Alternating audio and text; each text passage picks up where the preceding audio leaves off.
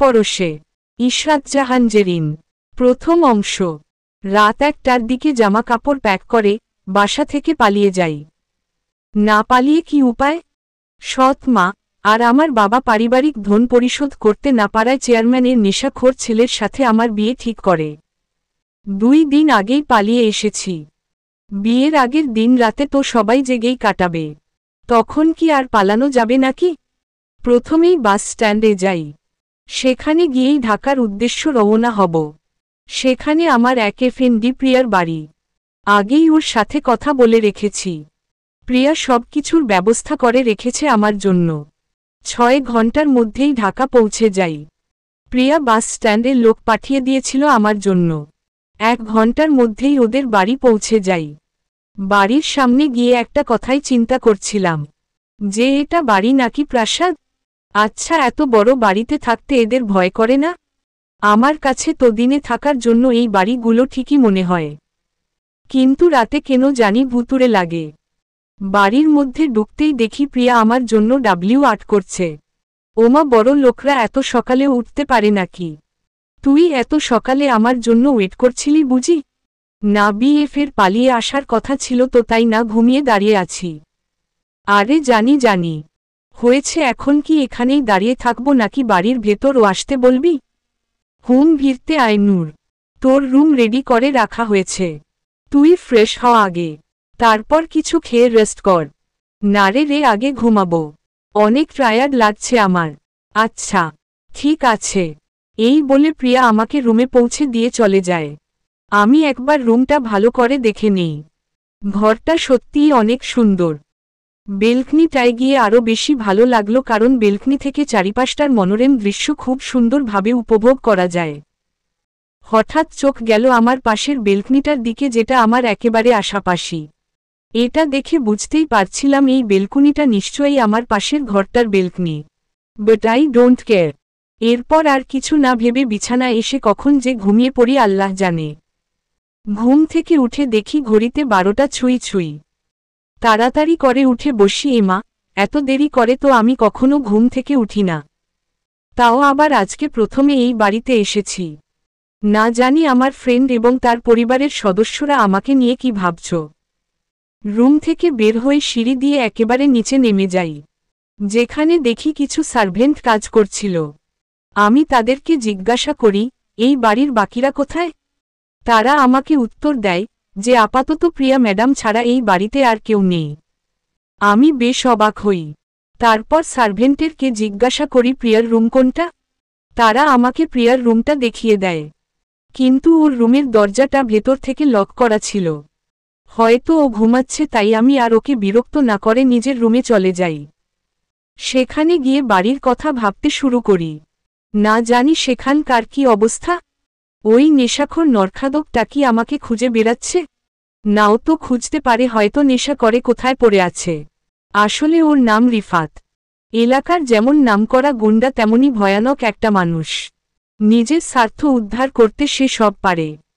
নিজের 16 বছর বয়সে একদিন তার মা তার কথা রাখেনি দেখে সে নিজেই তার মাকে বাবার মদের বোতল দিয়ে মাথায় বাড়ি মারে। পরে 2 সপ্তাহ নাকি মহিলাটি হাসপাতালে থেকে মারা যায়। চিন্তা করে দেখেছেন একটা মানুষ কেমন হলে নিজের মাকেই মেরে ফেলে? তার বাবা ও তার সব কথা মেনে চলে। আমার বাবার কাছ থেকে অনেক টাকা পায় ওর বাবা। একদিন যখন সকালে আমি কলেজে যাওয়ার জন্য বের হব, তখনই চেয়ারম্যান নিজের ছেলে সহ কিছু লোক নিয়ে আমাদের বাড়িতে আসে। রিফাত যখনই বাড়িতে ঢুকে আমার বাবাকে হুমকি দিতে যাবে, তখনই সে আমাকে দেখে ফেলে। বাবার কথায় আমি তাড়াতাড়ি করে রুমে ঢুকতে নেই, কিন্তু রিফাত আমাকে পেছনে থেকে ডাক দেয়, এই মেয়ে, এদিকে আসো। আমি তার কথা অমান্য করে যখনই রুমে ঢুকতে নেই, তখনই সে রাগী লুক নিয়ে পেছনে থেকে আমার হাত ধরে টান দেয় এবং বলে, ডাক দিয়েছি শুনতে পাওনি? সরি, আমি বয়রা তো, তাই শুনিনি আপনার ডাক। ক্ষমা করবেন আমাকে।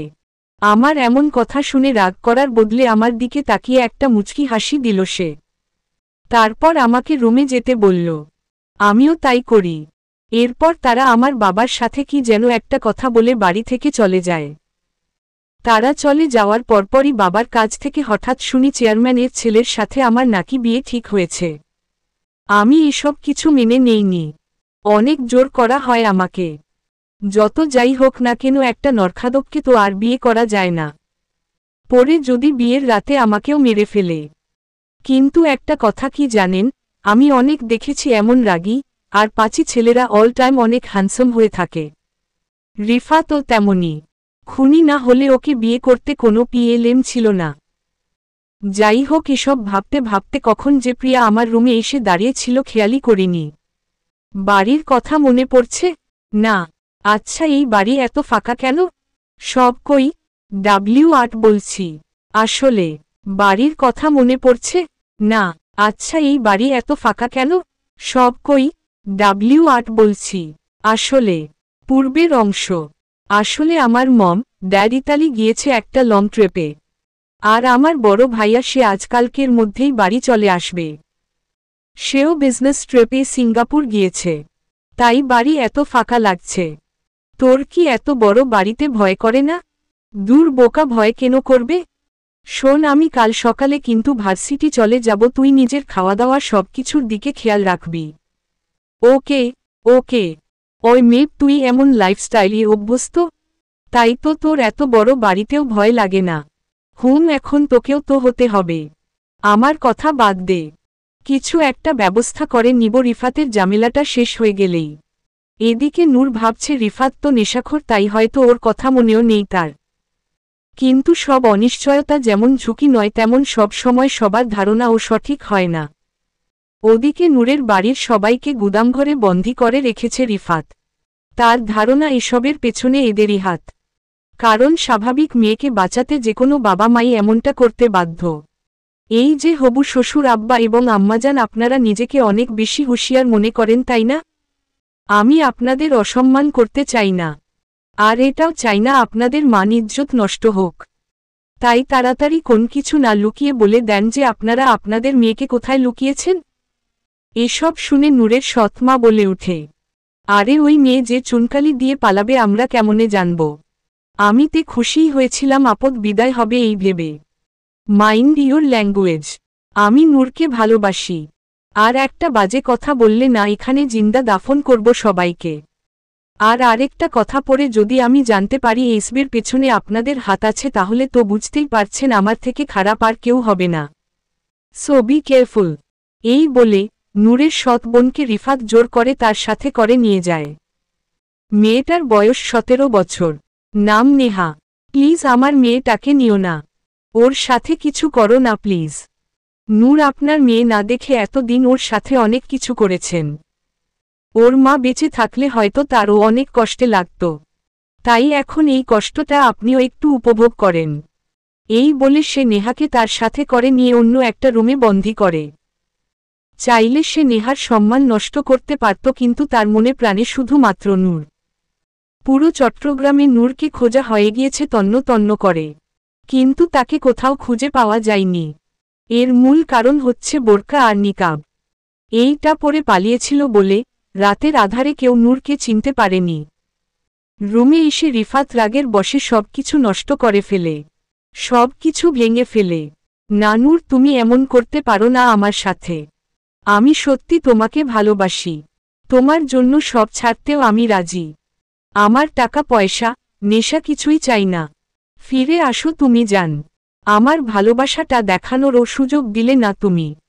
এই বলে মদের বোতলগুলো ভাঙতেই রিফাতের হাত কেটে রক্ত ঝরতে শুরু করে। সেই রক্ত মাখা হাত নিয়েই সে রাত কাটিয়ে দেয়। ওদিকে নূর সকালে ঘুম থেকে উঠে দেখে প্রিয়ার ভাইয়ের রুমটা সার্ভেন্টরা পরিষ্কার করছে। পেয়েছি যখন সুযোগ একবার দেখেই আসি, বললুক পরিবারের ছেলেদের রুম কেমন হয়। এই বলেই সে আস্তে আস্তে করে ওই রুমে যায়। ম্যাম আপনি এই রুমে? ম্যাম, আপনাকে বলছি। আমি কোনো ম্যাম ট্যাম না, আমাকে নূর বলে ডেকো। তোমরা এমনিতেও আমার বড়। যাই হোক, রুমটা একটু দেখতে আসছি আর কি। বাট তোমরা কি পরিষ্কার করছো? কেন ম্যাম? ও সরি নূর, কোথাও ময়লা চোখে পড়েছে নাকি? দারুণ, আমরা আবারও পরিষ্কার করছি। ও আল্লাহ, আমি কি বলেছি নাকি যে ময়লা আছে কোথাও? আমি জাস্ট বলছিলাম যে রুম তো পরিষ্কারই আছে। তো এত কি পরিষ্কার কর? না, পরিষ্কার করতেই হবে। ছোট স্যারকে চিনেন না আপনি? অনেক রাগী সে, একটুও ধুলো যদি চোখে পড়ে তার, তাহলে চাকরি শেষ আমাদের। ও অনেক শয়তান নাকি? ডেবিল। রাগলে বুঝি মাথায় দুইটা শিংও বের হয়? হয় না তো, তাই না? তো কেন যে আপনারা এত ভয় পান? সার্ভেন্টরা এসবের জবাব না দিয়ে বলে, আচ্ছা আমরা নিচে যাই, কাজ শেষ। ওকে, আমি একটু পর আসছি। এটা শুনে সার্ভেন্টরা একটু ভয়ের দৃষ্টিতে তাকালো নূরের দিকে। কি হলো, এভাবে তাকিয়ে আছেন কেন? ময়লা করব না, সত্যি বলছি। যা শুনে সার্ভেন্টরা আর কিছু না বলে সেখান থেকে চলে যায়। এরপর নূর ওই ব্যালকনিতে যায় এবং দেখতে পায় এই ব্যালকনি থেকে পুরো এরিয়ার ভিউ আরও বেশি সুন্দর দেখায়। ইস, যদি এমন একটা বেকনিতে সারা জীবন কাটিয়ে দেওয়া যেত, কিন্তু তার কপালে কি আর এসব লেখা আছে নাকি? মনে মনে রিফাতকে নিয়ে কল্পনা ঝল্পনা আঁকা শুরু করে সে। রিফাতের বাড়িও তো ঠিক এমন।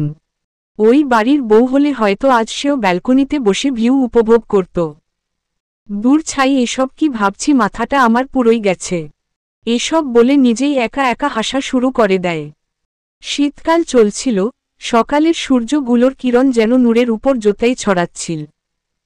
গরম তাপ পেয়ে যে কখন সে ব্যালকনিতে রাখা রকিং চেয়ারে ঘুমিয়ে পড়ে তা তার ঠিক মনে নেই।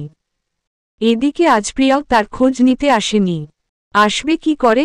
মেয়েটা সকাল সকাল ভার্সিটি চলে গিয়েছে। আর সার্ভেন্টরা তো কাজ করতেই থাকে। তারা মনে করেছে নূর তার রুমেই আছে। ঘড়ির কাঁটা যখন একটায় গিয়ে ঠেকেছে তখন হঠাৎ ওই রুমে কেউ একজন প্রবেশ করে। কান্ত শরীর নিয়ে বিছানায় বসতেই চোখ পড়ে তার বেলকনিতে ঘুমিয়ে থাকা স্লিপিং বিউটি উপর। একটা মানুষ ঘরে এসেছে, কিন্তু নূরের কোনো হুঁশ নেই। বেলকনির রকিং চেয়ারে সেই রকমের ঘুম দিয়েছে মেয়েটা। মনে হয় 10 বছরের না হওয়া ঘুম এটা। ওই লোকটা একবার একটু ভ্রু কুঁচকে নূরের দিকে তাকায়। তারপর কি জানি ভাবে এবং নিজের শার্ট খোলা শুরু করে। বেলকনির রকিং চেয়ারে সেই রকমের ঘুম দিয়েছে মেয়েটা। মনে হয় 10 বছরের না হওয়া ঘুম এটা। ওই লোকটা একবার একটু ভ্রু কুঁচকে নূরের দিকে তাকায়। তারপর কি জানি ভাবে এবং নিজের শার্ট খোলা শুরু করে। শার্টটা খোলা হয়ে গেলেই শাওয়ার নিতে চলে যায়। কিছুক্ষণ পর শাওয়ার থেকে সাদা তোয়ালে পরা অবস্থায় বের হয়। তখনই একজন সার্ভেন্ট তার রুমে আসে। ওই মেয়েটাকে? প্রিয়া ম্যামের এফএনডি। তাহলে আমার রুমে কি করে? আমরা যখন আপনার রুমটা পরিষ্কার করছিলাম তখন তা দেখার জন্য সে এসেছিল। বলেছে একটু পরেই চলে যাব। স্যার, আমরা বুঝতে পারিনি যে তিনি এখানেই ঘুমিয়ে পড়বে। সরি ছোট স্যার। আর আমরাও ভাবতে পারিনি আপনি হঠাৎ না জানিয়ে চলে আসবেন। হোয়াট? আমি এখানে না থাকলে যেও কেউ আমার রুমে এসে পড়বে নাকি? রাগী চোখে প্রীতুলের এমন রাগী আওয়াজ শুনে হঠাৎ করে নূরের ঘুম ভেঙে যায়। হঠাৎ তার চোখ পড়ে প্রীতুলের দিকে। আপনি কে? এরছি কি পরে আছেন? সার্ভেন্ট আঙ্কেল, একে একটা জামা দেন তো। তুমি জানো আমি কে? এসব কি বলছো? তাও আবার আমার বাড়িতে আর আমার রুমে দাঁড়িয়ে। আপনার রুম মানে? ম্যাম, উনি হলেন আমাদের ছোট স্যার। এটা শুনে নূর পুরোই হাবা হয়ে যায় এবং কোনো কিছু না বলেই লজ্জা আর ভয়ে এক দৌড়ে নিজের রুমে চলে যায়। এটা দেখে প্রীতুল অনেক অবাক হয় এবং ভাবে, এই মেয়ের মাথায় কি কোনো পিএলএম আছে? সরি চাওয়ার বদলে বাচ্চাদের মতো দৌড়ে চলে গেলে কেন? এদিকে ভয়ে তাড়াতাড়ি করে নূর তার রুমে চলে যায়। আল্লাহ, তুমি আমাকে না বাঁচালে ওই হ্যান্ডসাম রাক্ষসটা আমাকে খেয়ে ফেলত। কিছুক্ষণ পর প্রিয়া বাড়ি আসলে তার ভাইয়ের সাথে তার দেখা হয়। সে অনেক খুশি হয় নিজের ভাইকে দেখে। ভাইয়া, আমার এক এফএনডি এসেছে। এখানেই থাকবে কিছুদিন। ওকে ডেকে আনছি, তোমার সাথে পরিচয় করিয়ে দিচ্ছি। না, আনা লাগবে না, দেখেছি ওকে। ওর কি কোনো মিনার নেই? সরি চাইতেও শিখেনি। একদমই সবগুলো কথা বলল প্রীতুল। মানে? আমি কিছু বুঝতে পারলাম না ভাইয়া। ইউএফএফ? কিছু না। ভালো লাগছে না, রেস্ট করব এখন। আচ্ছা থাকো, আমি পরে এসে দেখা করব। বাই। ওকে। এই বলেই সে বারান্দায় চলে যায়। প্রিয় একটা জায়গা এটা তার, কিন্তু কোথা থেকে একটা মেয়ে এসে নোংরা করে দিল জায়গাটা। এসব ভাবতেই পাশের বারান্দা থেকে আসা খিলখিল শব্দ তার কানে লাগে। সেদিকটায় তাকাতেই প্রীতুলের চোখে পড়ে পাশের বারান্দা থেকে প্রিয়ার এফএনডি বাহিরে পাথর ছুঁড়ছে আর হাসছে। হঠাৎ সে পাথরগুলোর দিকে খেয়াল করতেই চমকে যায় এবং নূরকে বলে, আর ইউ ক্রেজি? এদিকে আসো বলছি, ফাস্ট। ধমকের দূরে নূর অনেক ভয় পেয়ে যায়। কিন্তু এটা তার নিজের বাড়ি না, তাই এ বাড়িতে যতদিন আছে সকলের কথা মেনে চলতে হবে। আর এক মুহূর্ত দেরি না করে নূর তাড়াতাড়ি করে প্রীতুলের ঘরে মধ্যে ঢুকে পড়ে। Come here. মাথায় কি তোমার কোনো রোগ আছে? কেন কি করেছি? সবাইকে কি আপনার মতো ভাবেন নাকি? আস্তে আস্তে। কি বললে? না, আমি বললাম যে, কই না তো, আমার মাথায় তো কোনো পিএলএম নেই। হাতে কি তোমার? এগুলো তো পাথর। আপনিও বুঝি আমার সাথে পাথর পাথর খেলবেন দেখে ডেকেছেন? হোয়াট? তুমি এগুলো কোথায় পেলে? কেন, আপনার রুমেই তো ছিল। তোমার সাহস কি হয় এসবে হাত লাগানোর? চোর একটা। এই পাথর নিয়েছি বলে এত কিছু? আমি বাড়ি গেলে এর থেকে আরও সুন্দর পাথর এনে দিব। আমাদের বাড়ির পাশে অভাব নেই। Shut up. এগুলো কত দামি জানো? সবগুলো থাইল্যান্ড থেকে এসেছে। ওমা, টাকা বেশি হয়ে গিয়েছিল বুঝি আপনার? আগে জানতাম না যে বড়লোকরা টাকা খরচ করে পাথর কিনে আনে। হা হা হা। অতিরিক্ত করছো কিন্তু। এমন হলে কিন্তু এই বাড়িতে এক মুহূর্ত থাকতে পারবে না। জাস্ট প্রিয়ার এফএনডি হও দেখে তোমাকে সহ্য করছি। সরি ভাইয়া। এর ভাইয়া কাকে বলছো? আমি কোনো চুন্নির ভাই হতে চাই না। দেখেন, আজেবাজে কথা বলবেন না। পাথরগুলো বাগানেই ফেলেছি। কাল সকালে টোকাইয়া আয়না দিবনি। ইউএফএফএফ। Get out. মাথাটা হ্যাং করে দিয়েছ আমার। নূর আর কিছু না বলে নিজের রুমে চলে যায়। সেখানে গিয়ে সে এই বাড়ির লোক, রিফাত, তার বাবা মা সকলের কথা ভাবতে শুরু করে। ওদিকে রিফাত ও নূরের কথাই ভেবে যাচ্ছিল। হঠাৎ তার একটা লোক আসে তার কাছে। স্যার, একটা খবর পেয়েছি। কি? নূর ম্যাডামদের রাস্তার পাশের দোকানের সিসিভি ফুটেজ তাকে দেখা গিয়েছে। তিনি যেই সিএনজিতে উঠেছে তার নাম্বারও পেয়েছি। তাহলে এখনো দাঁড়িয়ে আছো কেন? খুঁজো গিয়ে ওকে।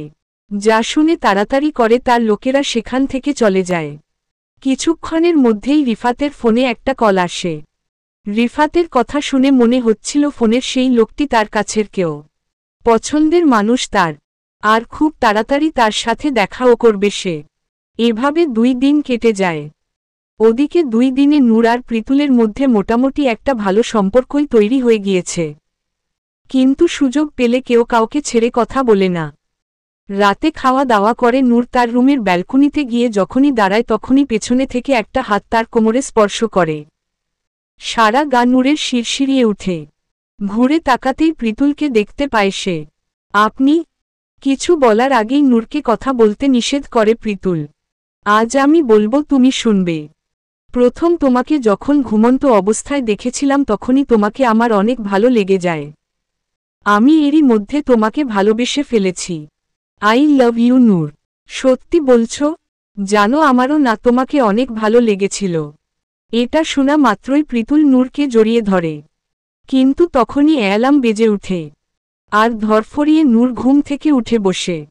ইসরে, একটু বুকের মধ্যে আশ্রয় আর আমার হলো না। কিন্তু এগুলো কি দেখলাম আমি? ছেলেটা সত্যি অনেক হ্যান্ডসাম।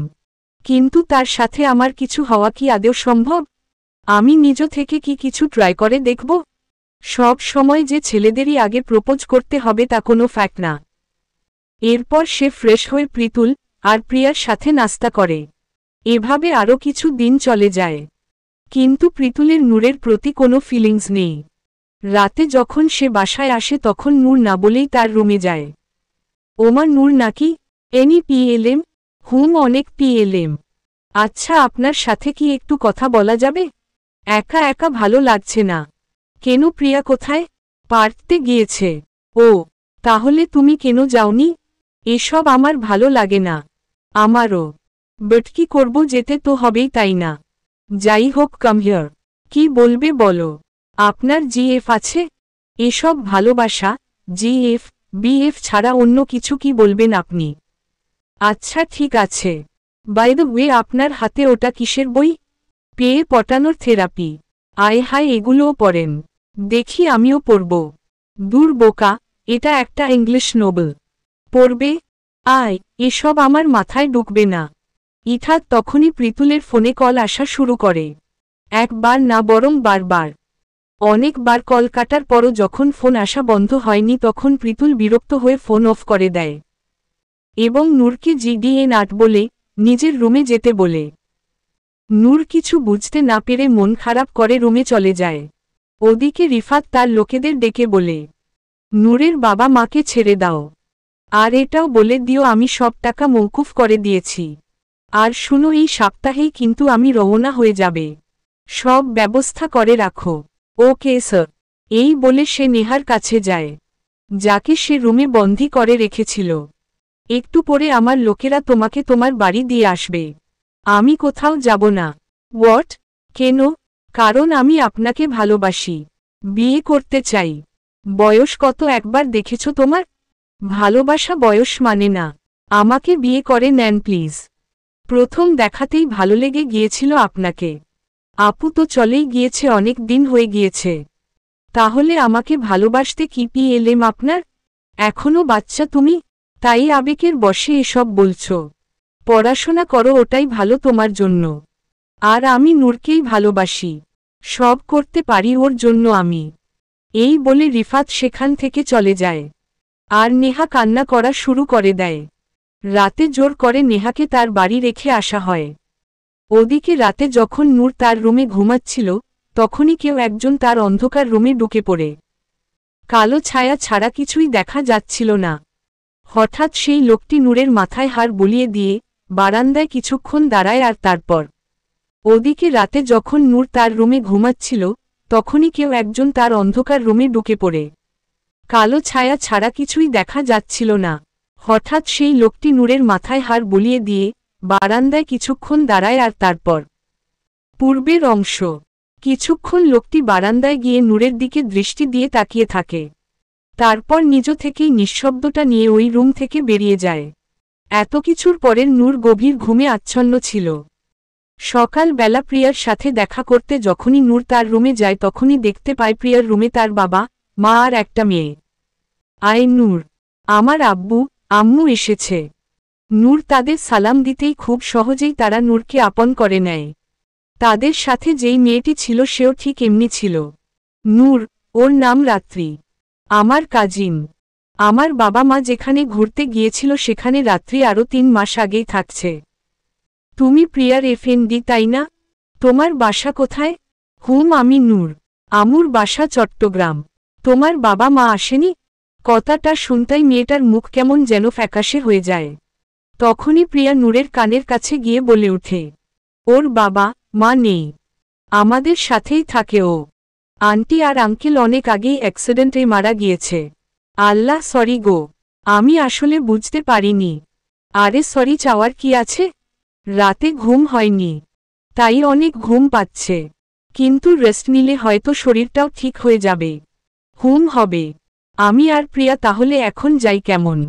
ওকে ডিয়ার, চল প্রিয়া, আমার রুমে যাবি এখন তুই। ওকে। প্রিয়া, তোর বোন তো অনেক কিউট আছে রে, বাহিরে থেকেও কত শালীন। হুম রে, কত ভালো হবে ও আমার ভাইয়ের বউ এর হলে। সারা জীবন চমাদের সাথেই থাকতে পারবে ও।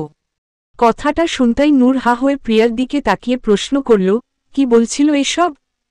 আরে আমি কি বলবো, আমার মা বাবার এটা ইচ্ছে। ও আর তোর ভাইয়ের, তাকে নিয়েই তো পিএলএম। সে বলে রাত্রিকে সে বোনের চোখে দেখে। কি করি বল, এইবার আর রাত্রিকে বিদেশ যেতে দিচ্ছি না আমি। এখন তো তুইও আছিস, তুই আমাকে কিন্তু হেল্প করবি।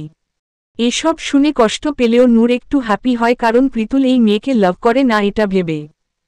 ভাই আমি এসব পারবো না, আমি কি তোর মতো ঘটক নাকি রে? দূর যা তো, আয় ন্যাকা। এই বলে প্রিয়াকে রেখেই এক দৌড়ে নূর প্রীতুলের রুমে গিয়ে নক করে।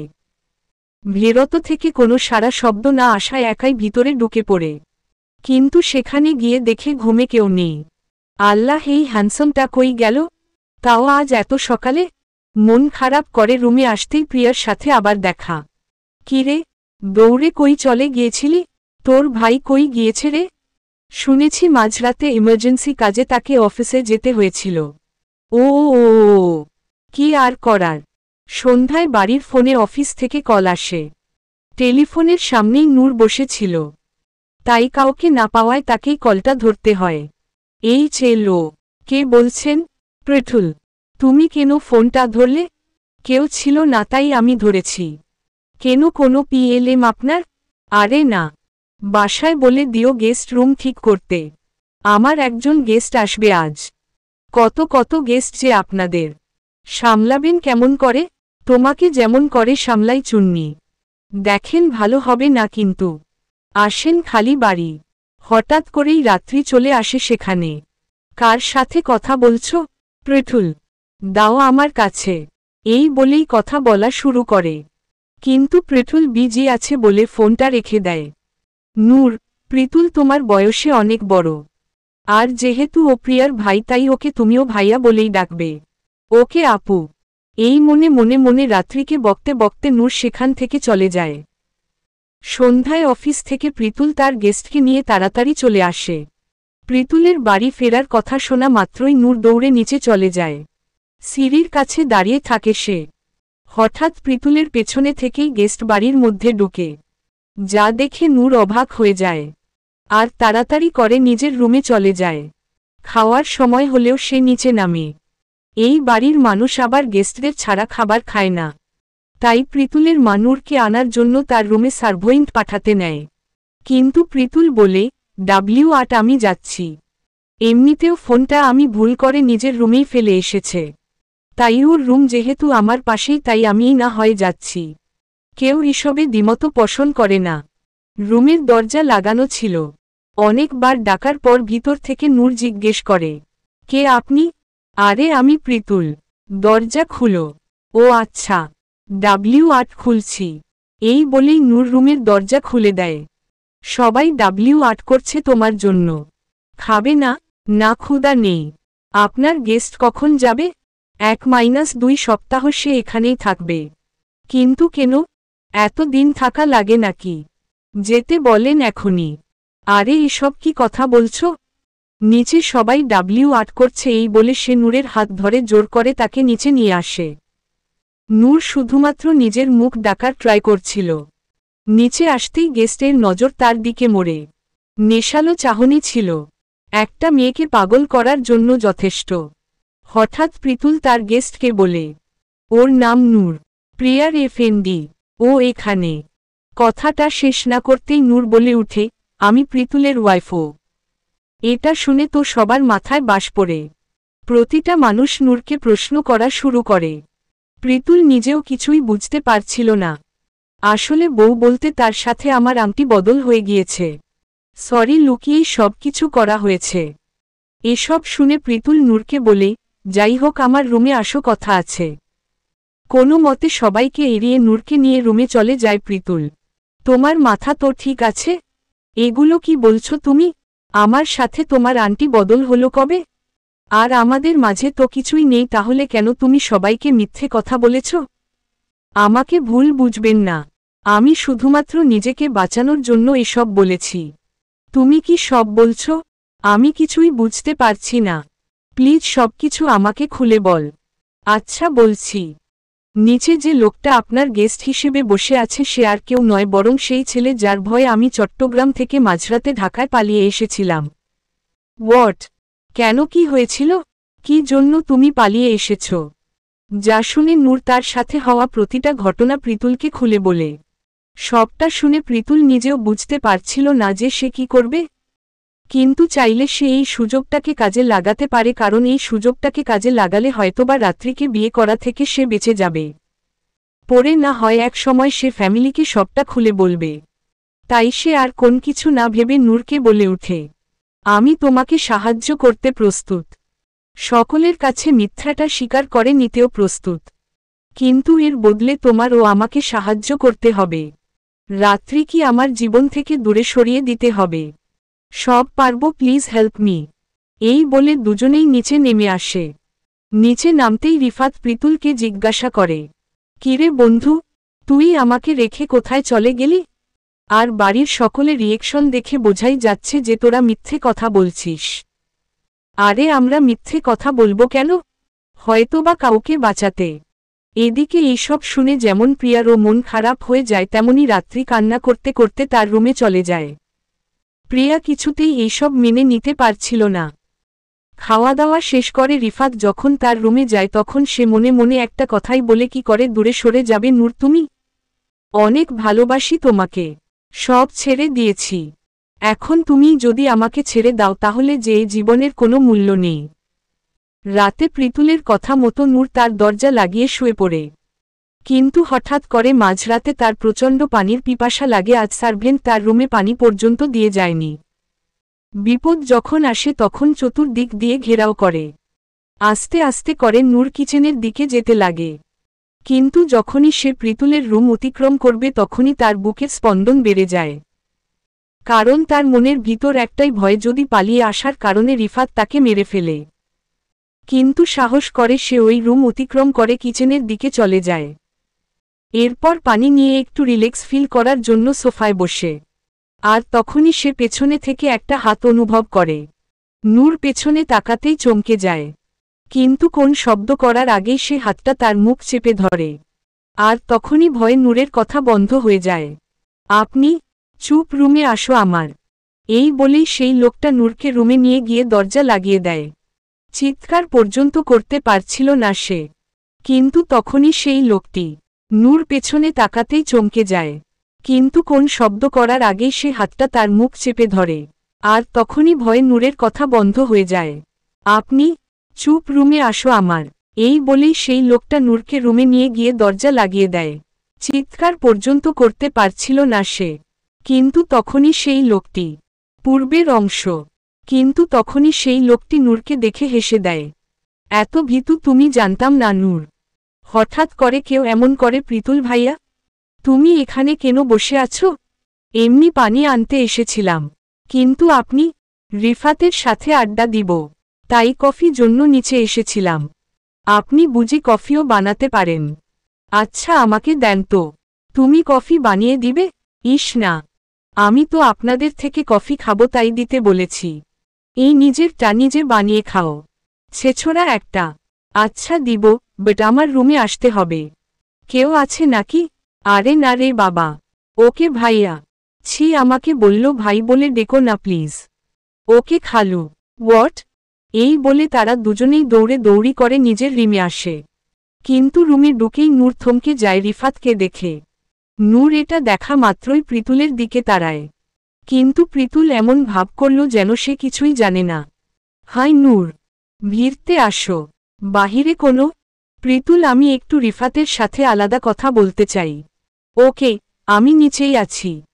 কথা শেষ হলে আমাকে জানিয়ে দিও। এই বলে প্রীতুল নিচে চলে যায়। কি পিএলএম রিফাত, এখানে কেন এসেছ? নূর, কেন এমন করছো আমার সাথে? একটা সুযোগ তো দাও আমাকে। ভালোবাসি তোমাকে জান। খুনি তুমি একটা। বিয়ের রাতে যদি আমাকে খুন করতা তখন? ছি, এই সব ভাবো তুমি আমাকে নিয়ে? অনেক কষ্ট করে ওকে আমি সব বুঝিয়েছি। তোমার কি এই পর্যন্ত আমি কোনো ক্ষতি করেছি? তাহলে কোনো আমাকে এতটা দূরে সরিয়ে দিচ্ছ? নূর, তুমি সেদিন পালিয়ে না গেলে আর বউ হতে তুমি আমার। হয়েছে, চুপ। ভালো লাগছে না। আর আমি ওই বাড়িতে যেতে চাই না। কারণ আমার সৎমাকে আপনি চিনেন না। অনেক অত্যাচার করে আমার ওপর। এখানে আর কয়দিন থাকবে? কি অধিকার অন্যের বাড়িতে পড়ে থাকবে? কি করব আমি আপনি নিজেই বলুন।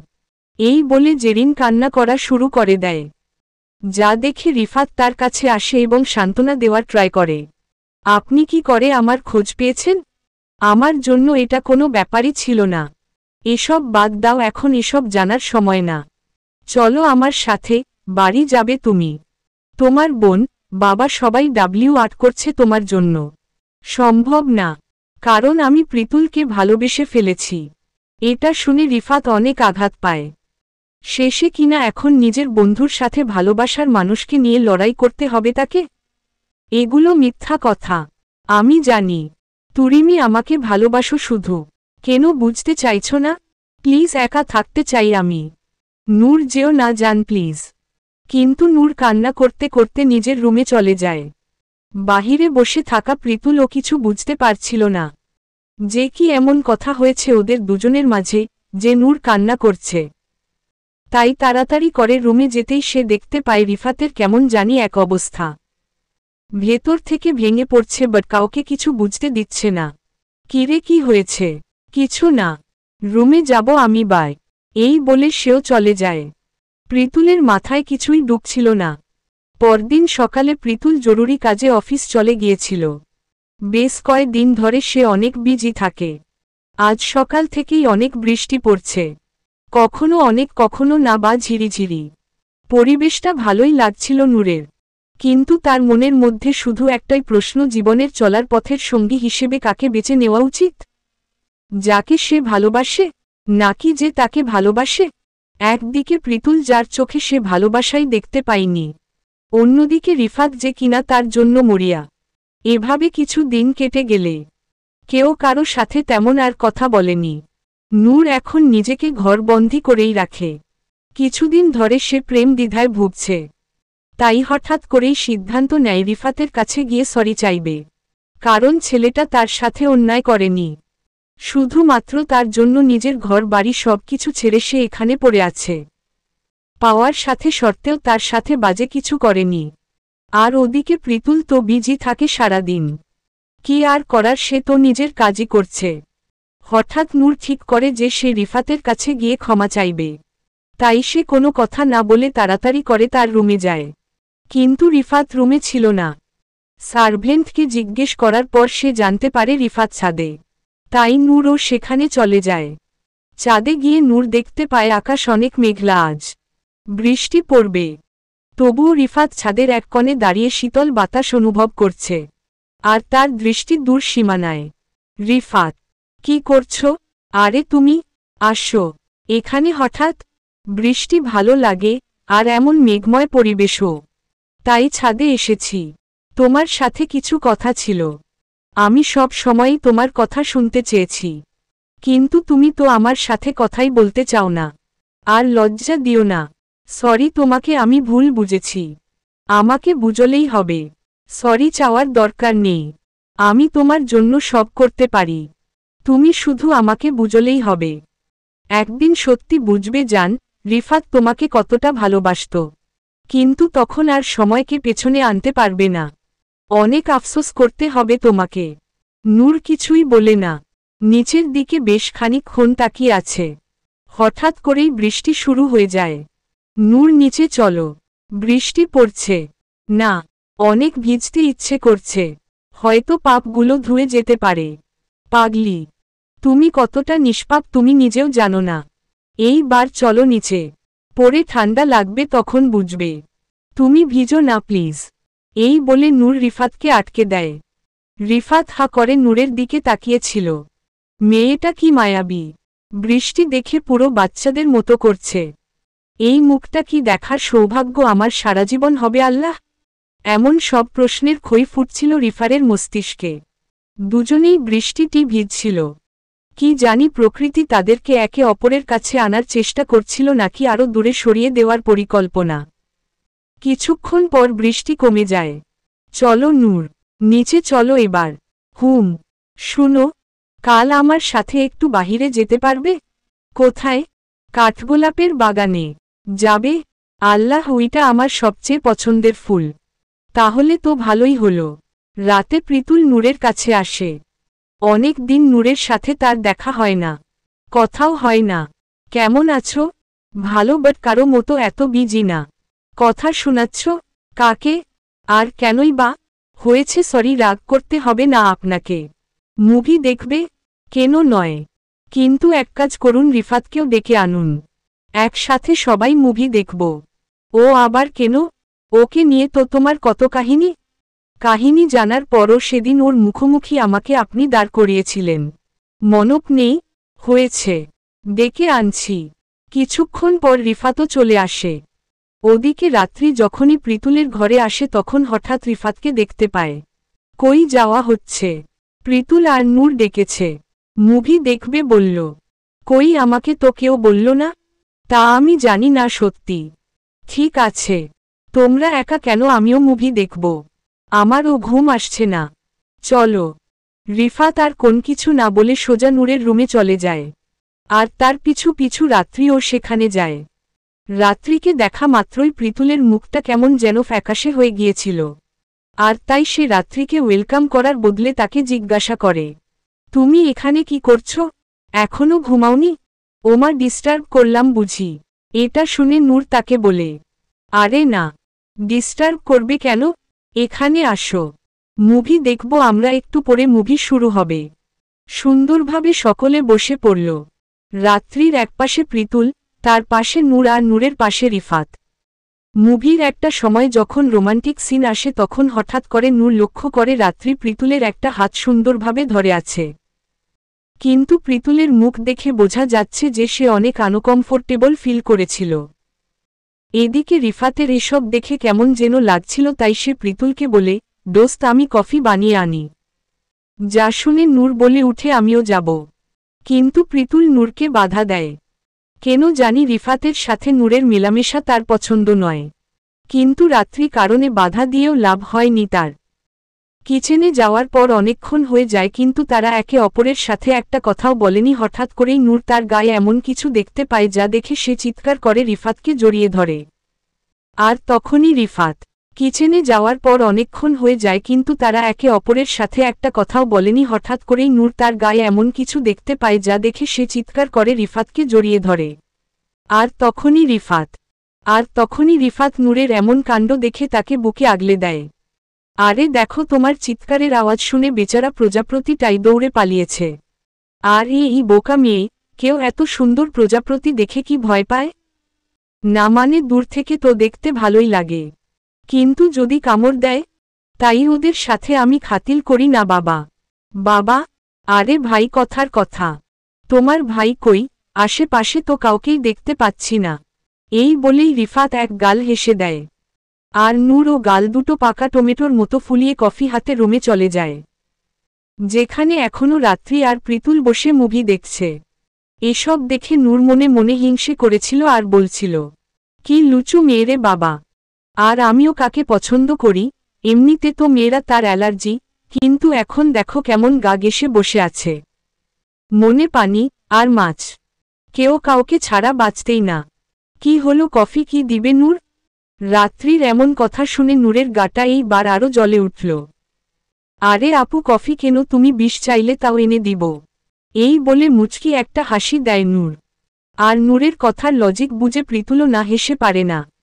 কিন্তু তখনই পেছনে থেকে রিফাত এসে নূরের কানের কাছে বলে, কি কষ্ট হয়? এর থেকেও ভয়ানক কষ্ট আমি পাই।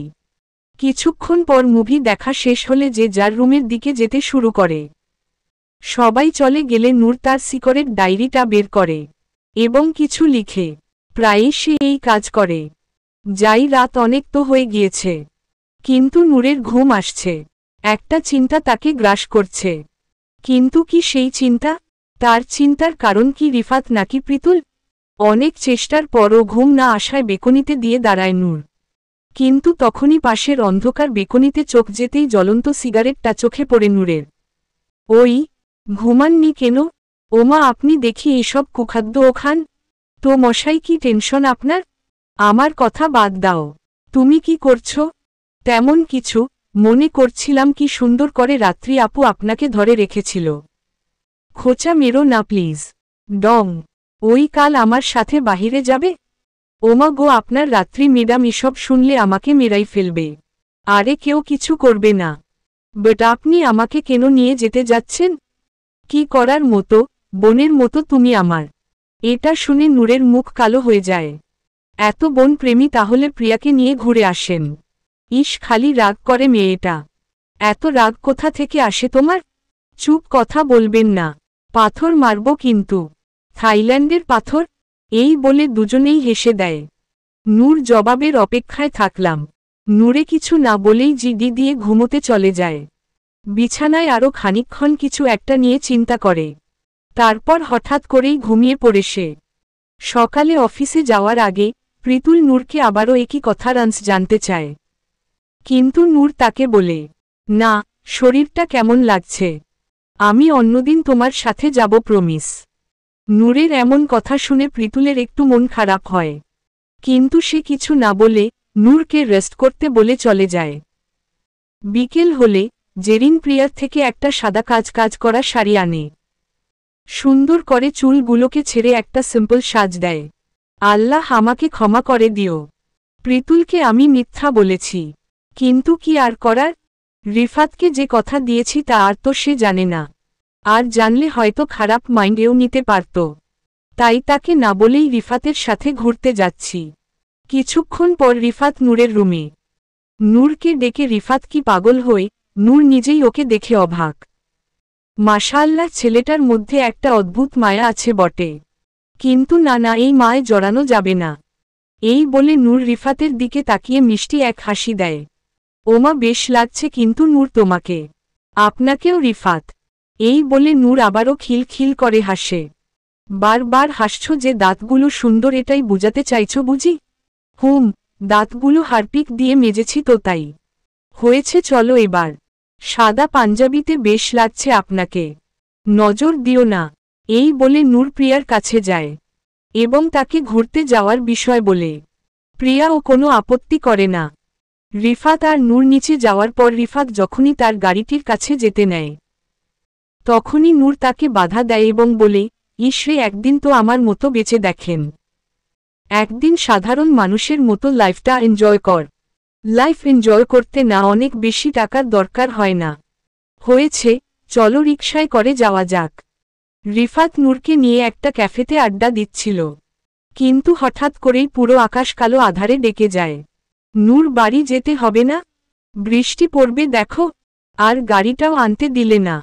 এখন রাস্তায় একটা কিছু নেই যে বাড়ি যাব। ইউএফএফ, এসব বাদ দেন তো। চলেন আজ হাঁটতে হাঁটতে বাড়ি যাব। এই বলে সে রিফাতকে টেনে বাহিরে নিয়ে আসে। দুজন একসাথে হাঁটছিল। এত সুন্দর বাতাসে, কালো মেঘের নিচে দুজনকে অনেক সুন্দর লাগছিল। হঠাৎ নূর বলে উঠে, এই খোলা চুলে এক পিএলএম, বাতাসে একটু সামাল দিতে পারছি না। প্লিজ একটু দাঁড়ান, চুলটা বেনি করি। বাঁধবে কি দিয়ে? চুল গিয়েই। এই বলেই নূর চোখের পলকে নূর তার চুলটা বেঁধে ফেলে। হঠাৎ একটা বাচ্চা এমন আবহাওয়ায় রিফাতের কাছে এসে বলে, ভাইয়া বেলি ফুল কিনেন না একটা আপুর লইগা। খুশি হইব সে। রিফাত একটা ফুলের মালা নিয়ে নূরকে দিয়ে দেয়। এরপর দুজন আবারও হাঁটতে শুরু করে, কিন্তু তখনই হঠাৎ করে ঝুম বৃষ্টি শুরু হয়ে যায়। আরে আসেন আমার সাথে, জোরে দৌড় দেন। এই বলে দুজন দৌড়ে একটা চায়ের টং দোকানের দাঁড়ায়। চা খাবেন স্যার? দোকানিদের এমন প্রশ্ন রিফাত সোজা না বলে দেয়। যা শুনে নূর বলে, হুম খাবো। 2 কাপ বানান আপনি। আরে এসব কেন খাবে? চলো একটা ক্যাফেতে যাই। আরে খেয়েই দেখেন না এখান থেকে। দুজনের চা খাওয়া শেষ হতে হতে বৃষ্টিও থেমে যায়। আজ সারাদিন রিফাত অনেক এনজয় করেছে। বাসায় ফিরতে সকাল 8:30 বেজে যায়। রিফাতের গা শুকিয়ে গেলেও নূরের এখানেও অনেকটা শাড়ি ভিজা। তাড়াতাড়ি করে তারা বাসায় চলে আসে। এসেই রিফাত তার রুমে চলে যায়, আর নূর নিজের রুমে। কিন্তু নিজের রুমে গিয়ে সে এমন কিছু একটা দেখতে পায়, যা দেখে সে অনেক ঘাবড়ে যায়। তাড়াতাড়ি করে তারা বাসায় চলে আসে। এসেই রিফাত তার রুমে চলে যায়, আর নূর নিজের রুমে। কিন্তু নিজের রুমে গিয়ে সে এমন কিছু একটা দেখতে পায়, যা দেখে সে অনেক ঘাবড়ে যায়। পূর্বের অংশ। নিজের রুমে গিয়ে নূর এমন কিছু একটা দেখতে পায়, যা দেখে সে অনেক ঘাবড়ে যায়, কারণ সেই রুমে আগে থেকেই প্রীতুল বসেছিল। আপনি এখানে? কোথায় গিয়েছিলে? বাহিরে একটু। শরীর ভালো হয়ে গিয়েছ? হুম। নাটক করছ? আমি বুঝি না মনে করেছ তাই না? আপনি বুঝলেই বাকি। শুনো, তোমাকে কিছু কথা বলার আছে। ভালোবাসো আমাকে? এসব কেন জিজ্ঞেস করছেন? বলতে বলেছি। জানি না। মিথ্যে বলবে না, কারণ তোমার এই ডায়েরি তোমার ভালোবাসার নিখুঁত প্রমাণ। আপনি কোথায় পেলেন এটা? তোমার তা জানতে হবে না। শুনো, তুমি আমাকে ভালোবাসো এই কথা আর লুকোতে পারবে না। এখন কেন এসব বলেছেন? কারণ আমি তোমাকে বিয়ে করব। শুনেন, বিয়ে অনেক গুরুত্বপূর্ণ একটা সিদ্ধান্ত। আমি জানি। আজ সারা রাত ভাবো, যতক্ষণ মন চায় ভাবো। তারপর আমাকে তোমার মতামত জানিও। কারণ আমি সিরিয়াস। কিন্তু তুমি না চাইলে কিছুই হবে না। নূর আর কিছু বলে না, শুধুমাত্র নিচের দিকে তাকিয়ে থাকে। এটা দেখে প্রীতুল সেখান থেকে চলে যায়। এভাবে 2 দিন নূরের ভেতর খালি চিন্তা কাজ করে। সে কি করবে কিছুই বুঝতে পারছিল না। যতদিন যাচ্ছে রিফাতের সাথে ততই জানি কেমন একটা সম্পর্ক তৈরি হয়ে যাচ্ছে নূরের। এত ক্ষমতা থাকা সত্ত্বেও ছেলেটা তাকে বিন্দুমাত্র কষ্ট দেয়নি। তাহলে কি তাকে বেছে নেওয়া উচিত নাকি প্রীতুলকে? নিজের মনের মধ্যে যা কিছু চলছে সবকিছু নূর তার ডায়েরির মধ্যে লিখে রাখছিল। হয়তো এই যাত্রায় সে রিফাতের হাত ধরতে পারে। কিন্তু প্রথমে তো তার প্রীতুলকে ভালো লেগেছিল। কিন্তু চোখের দেখায় তো সবকিছুই ভালো লাগে। পরদিন সকালে রিফাত নূরের কাছে আসে। রিফাতকে দেখে মনে হচ্ছিল সে হয়তো বা কোথাও একটা যাবে। এত সকাল সকাল সাজগোজ কিসের জন্য? চলে যাচ্ছি তোমার থেকে একেবারে দূরে, কাউকে কিছু জানাইনি। কিন্তু তোমার কাছ থেকে বিদায় না নিয়ে পারলাম না। কিন্তু কেন? আসলে কাল রাতে অনুভব করলাম আমি হয়তো নিজের ভালোবাসার মানুষকে কখনোই পাব না। কথায় আছে না যে তোমার সে ঠিক একদিন নিজ থেকে তোমার কাছে ফিরে আসবে। যাক, 2 তরফা ভালোবাসা তো আর পেলাম না, তাই সিদ্ধান্ত নিয়েছি ওয়ান সাইড লাভ করব। আমার কল্পনায় তুমি শুধু একান্তই আমার থাকবে। তখন আর হয়তো না পাওয়ার বেদনা অনুভব করতে হবে না আমাকে। জানো, তুমি আমার সেই সুহাসিনী যাকে আমি বড্ড ভালোবাসি। কিন্তু আফসোস তুমি আমার ধরাছোঁয়ার বাহিরে। এসব কথা শুনে নূরে দুচোখ দিয়ে অশ্রু ঝরে পড়ছিল। কিন্তু কেন এত কষ্ট লাগছে তার? তবে কি সে ভালোবাসায় পড়েছে? পাগলি একটা, কান্না কেন করছো? রিফাত হেসে হেসে কথা বলছিল ঠিকই, কিন্তু তার দম ভেতর থেকে বন্ধ হয়ে আসছিল। রিফাত, প্লিজ যেও না, আমি তোমাকে ছাড়া থাকতে পারবো না। হ্যাঁ, হয়তো এটাই ভালোবাসা। আমি সত্যি তোমাকে ছাড়া থাকতে পারবো না। তুমি আসো আমার সাথে। এই বলে নূর রিফাতের হাত ধরে তাকে প্রীতুলের রুমে নিয়ে যায়। নূর এবং রিফাতকে সকাল সকাল দেখে প্রীতুল বেশ অবাক হয়। তোমরা এই সময়? প্রীতুল, তুমি আমার কাছ থেকে জবাব জানতে চেয়েছিলে তাই না? হঠাৎ করে প্রীতুলের কেমন জানি লাগতে শুরু করে। কোন রকমে সে নূরকে বলে, বলেছিলাম। তাহলে শুনো, এটা ঠিক যে প্রথমে আমার তোমাকে ভালো লেগেছিল, কিন্তু পরে আমি বুঝতে পেরেছি এটা কোন ভালোবাসা ছিল না, বরং অ্যাট্রাকশন ছিল। আমি রিফাতকে ভালোবেসে ফেলেছি। ওর সাথে আমি ঘর বাঁধতে চাই। কি বলছো? এগুলো মিথ্যা কথা। এসব তোমাকে বলতে রিফাত বাধ্য করেছে তাই না? না, কেউই আমাকে বাধ্য করেনি। নূর, তুমি আমার ভালোবাসা কখনোই বুঝোইনি। শেষে কিনা একটা খুনিকে তোমার পছন্দ হয়েছে? চুপ করো। রিফাত আর আগের রিফাত নেই। মানুষের অতীত দেখে তাকে বিচার করা বন্ধ করো। এখন তো এসব বলবেই। আমার ভালোবাসা এখন মূল্যহীন। জানো, যেদিন তোমাকে প্রথমবার ঘুমন্ত অবস্থায় দেখেছিলাম সেই দিনই আমি তোমাকে ভালোবেসে ফেলেছিলাম। যতদিন যাচ্ছিল ততই কেমন জানি একটা অনুভূতি বাড়ছিল তোমার জন্য। ভেবেছিলাম তুমি নিজ থেকেই সবটা বুঝতে পারবে। কিন্তু তুমি কি করলে? তুমি তো এটাও জানো না যে প্রায় রাতে আমি তোমার রুমে গিয়ে তোমার মাথায় হাত বুলিয়ে দিতাম। হঠাৎ একদিন এভাবেই তোমার ডায়েরি আমার চোখে পড়েছিল, যেখানে আমাকে নিয়ে তুমি তোমার ফিলিংস লিখে রেখেছিলে। তখন আমি বুঝতে পেরে গিয়েছিলাম যে তুমিও আমাকে লাভ কর। সব তো ঠিকঠাকই চলছিল, কিন্তু এই রিফাত আমাদের মাঝে এসে সবকিছু বদলে দিয়েছে। রিফাত আমার ছোটবেলাকার বন্ধু, তাই ওকে বিশ্বাস করেছিলাম। কিন্তু সেই যে আমার থেকে তোমাকে কেড়ে নিবে এটা কখনোই ভাবতে পারিনি। শোন প্রীতুল, আমি নূরকে জোর করিনি। মন থেকে ভালোবাসলে আল্লাহ সব সময় সাহায্য করে। তুই তো চুপই থাক। কোনো দিন হ্যাপি হবি না লাইফে। এমন ভালোবাসা কখনোই টিকে থাকে না, এটা তুমিও মিলিয়ে নিও। আজ যতটা কষ্ট আমি আমার ভালোবাসা হারিয়ে পাচ্ছি, তার যে দ্বিগুণ তুমিও পাবে। প্লিজ চুপ করো তোমরা। আমাকে কেউ কারো থেকে কেড়ে নেয়নি। ভাগ্যে যা আছে তাই হবে। আমি আজও রিফাতের সাথে চলে যাব। রিফাতের চোখের উজ্জ্বল দৃষ্টির মাধ্যমে বোঝাই যাচ্ছিল যে সে কতটা খুশি। ভালোবাসা এমনই হয়, একজনের মন রাখতে গেলে অন্যজন কষ্ট পেয়ে যায়। কিন্তু তাই বলে সবার মন রাখার জন্য তো আর সবাইকে ভালোবাসা যাবে না। জীবন সঙ্গী একজনই হয়।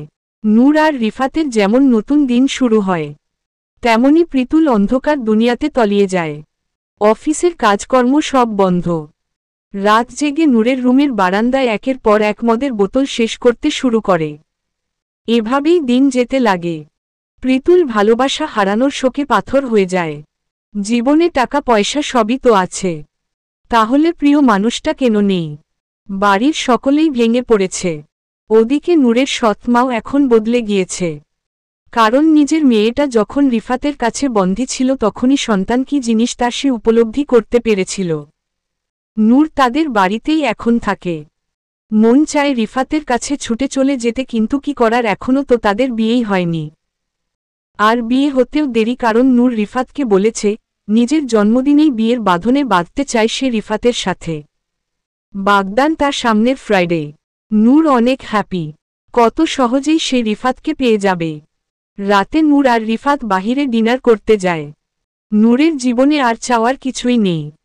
ফ্রাইডেতে সুন্দরভাবে দুজনের পারিবারিক বাগদান হয়ে যায়। সবাই হ্যাপি। সেদিন রাতে রিফাত এফএনডিএস পার্টির আয়োজন করে, কিন্তু তাদের এফএনডিএসরা তাদের ড্রিঙ্কের মধ্যে অ্যালকোহল মিশিয়ে দেয়। কেউই এসব বুঝতে পারেনি। এদিকে এত বেশি ড্রিঙ্ক করে ফেলেছিল নূর যে কি ভুলবাল বলছিল সে নিজেই জানে।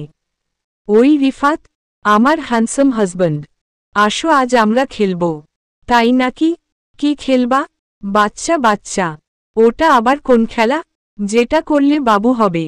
আয় হায়! কিন্তু আবারও মা ছোটবেলায় কি বলেছিল জানো? কি? আমাকে নাকি ব্রিজের নিচে পাইছে। হা হা হা। আরে আমার মাও তো আমাকে বলছিল। কি বলো বলো? আরে আস্তে, এদিকে আসো, কেউ শুনে ফেলবে। হাম, আমার মা আমাকে ময়লার মধ্যে পাইছে।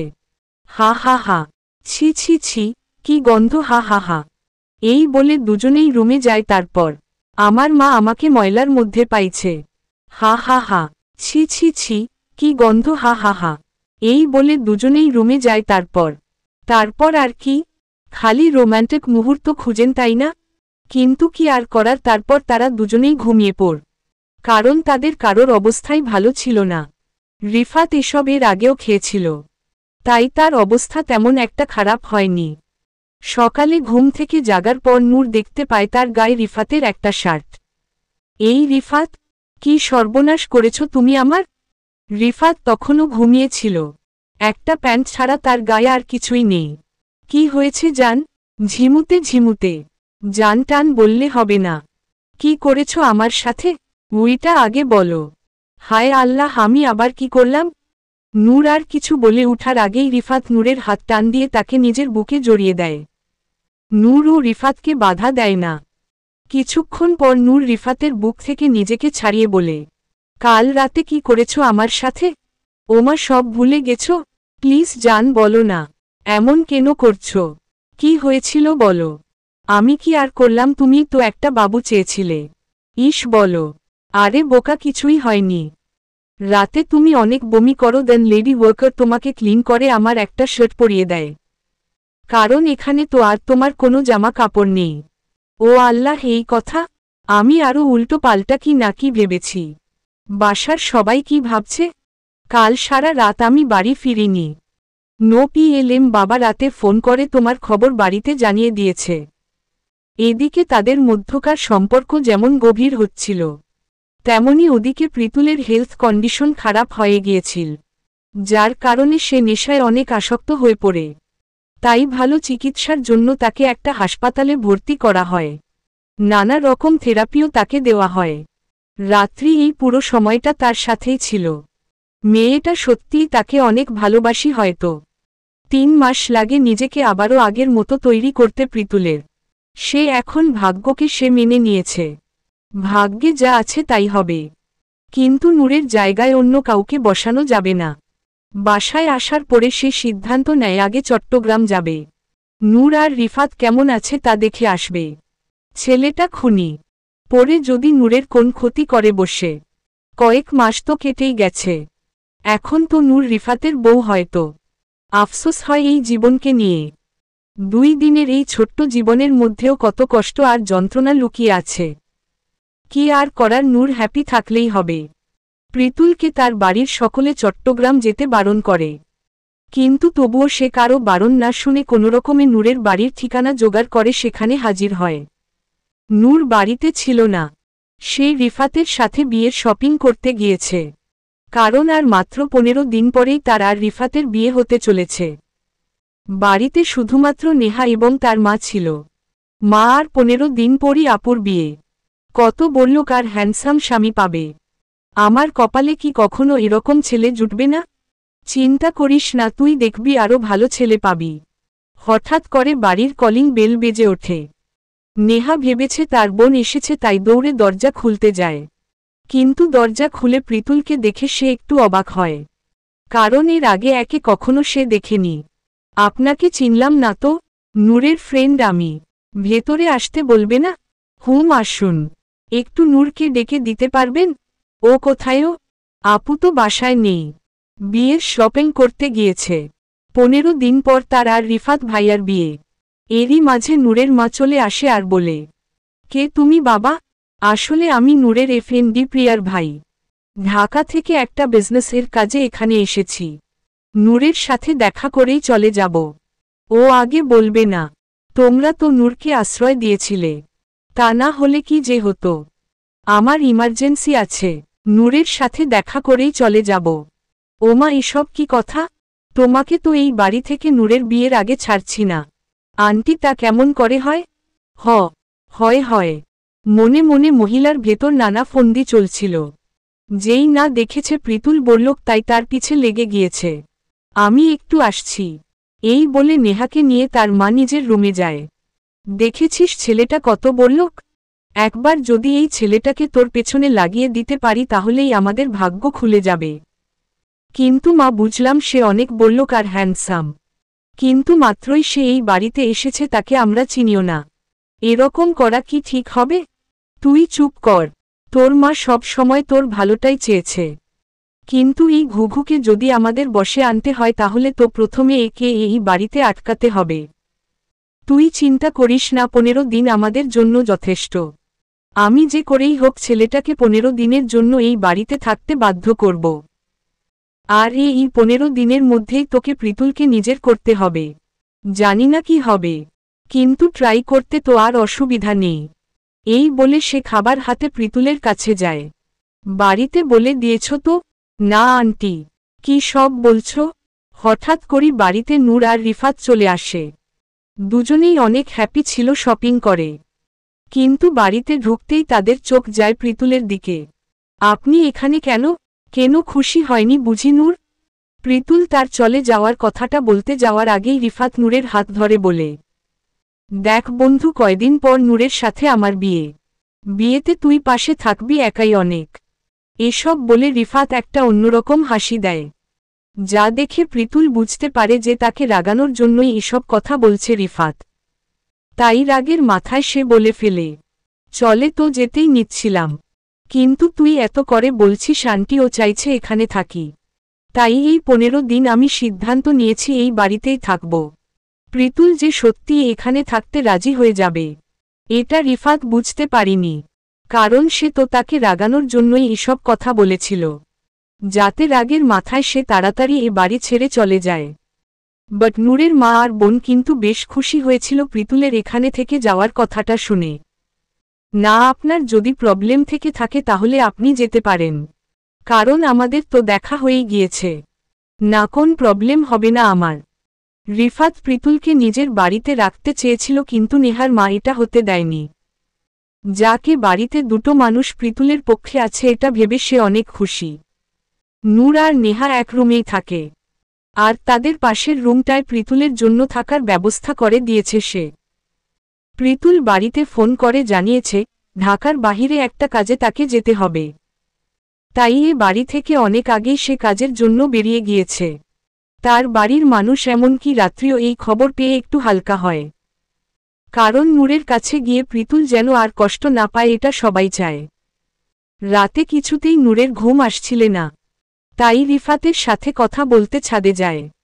হঠাৎ পেছনে ফিরতেই সে দেখতে পায় রাতে কিছুতেই নূরের ঘুম আসছিল না, তাই রিফাতের সাথে কথা বলতে ছাদে যায়। হঠাৎ পেছনে ফিরতেই সে দেখতে পায় পূর্বের অংশ। হঠাৎ পেছনে ফিরতেই সে দেখতে পায় প্রীতুল। আপনি এত রাতে? তাড়াতাড়ি করে ফোনটা রেখে দেয় নূর, কারণ প্রীতুল এত রাতে ছাদে এসেছে এটা যদি একবার রিফাত জানতে পারে তাহলে অনেক রাগ করবে। নূরের এমন প্রশ্নে প্রীতুল তাকে জিজ্ঞেস করে, ফোনটা কেটে দিলে যে? কারণ আমি চাই না আপনার জন্য এত রাতে রিফাত দুশ্চিন্তায় পড়ুক। ওমা ভূতের মুখে রামনাম। আমাকে যে তোমরা দুজন মিলে সুচিন্তায় ফেলেছ তার বেলায়। শুনুন, বাজে কথা বলবেন না। শুনো, আমি যতটা কষ্ট পেয়েছি তোমাকেও তার ভাগ নিতে হবে। আমি হৃদয়বান হয়ে দেখেছি, কিন্তু লাভ নেই তাতে। এইবার দেখো কি করে নিজের অধিকার আমি আদায় করে নেই। সরুন, আমি নিচে যাব। ঘুম পেয়েছে আমার। আমাকে দেখলেই কি আপনার ঘুম আসে নাকি ম্যাডাম? এই প্রীতুল এমনভাবে তাকালো, আর আগের মতো আমার মনের দুঃখ বুঝে যাবে না। শুনেছি তুমি যতটা একটা মানুষের কষ্ট দিবে ঠিক ততটাই ফেরত পাবে। হয়েছে, জ্ঞান শুনতে আসিনি আপনার। এই বলে নূর সেখান থেকে চলে যায়। কিন্তু প্রীতুল কিছুক্ষণ ছাদেই দাঁড়িয়ে থাকে। হঠাৎ একটা সিগারেট ধরিয়ে অনেক কিছু চিন্তা করতে লাগে। আর তারপর সেও নিজের রুমে চলে যায়। কিন্তু রুমে গিয়ে সে একটু অবাক হয়, কারণ সেখানে সে নেহাকে দেখতে পায়। এত রাতে তুমি এই রুমে কি করছো? আরে আমি তো দেখতে এসেছিলাম আপনার কোন কিছু দরকার পড়ে নাকি। না, আমার কোন কিছু লাগবে না। নেহা আর কিছু বলতে যাওয়ার আগেই প্রীতুল তাকে বলে, শরীরটা ভালো লাগছে না, অনেক টায়ার্ড আমি। জার্নি করে এসেছি তো তাই হয়তোবা। তাই আমার ঘুমের প্রয়োজন। এসব শুনে নেহাকে বাধ্য হয়ে সেই রুম থেকে চলে যেতে হয়।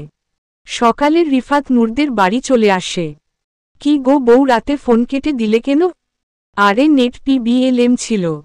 ও, আমি তো কি নাকি ভেবেছিলাম। দুপুরে খাওয়া দাওয়া করার পর রিফাত কাউকে না বলেই নূরকে নিয়ে বাহিরে ঘুরতে চলে যায়। কিন্তু হঠাৎ করেই রিফাতের শরীরটা খারাপ করতে শুরু করে। কি হয়েছে তোমার? কেমন অস্বস্তি লাগছে? ডাক্তারের কাছে চলো। না আসো, আমি ড্রাইভারকে বলছি তোমাকে বাড়ি পৌঁছে দিতে। আর আমি বাড়ি গিয়ে রেস্ট করলে সব ঠিক হয়ে যাবে। ঠিক তো? তাহলে সাবধানে যেও, কিছু হয় না যেন। আচ্ছা, তুমি চিন্তা করো না। বাড়িতে গিয়ে নূর দেখে প্রীতুল এবং তার ছোট বোন একে অপরের কথা বলছে। না জানি কি সব বলছে প্রীতুল তার বোনকে। এই নিয়ে চিন্তায় পড়ে যায়। কি শুরু করেছ তোমরা? কিনোরে আপু, তোমার কি জ্বলে নাকি? হয়তো তোমার বোনের জ্বলছেই। যাই হোক, কই গিয়েছিলে? তোমাকে বলতে হবে নাকি? নূর, রাতে মনে হয় ঘুম হয়নি তোমার। যাও, আগে একটু রেস্ট নাও, সব ঠিক হয়ে যাবে।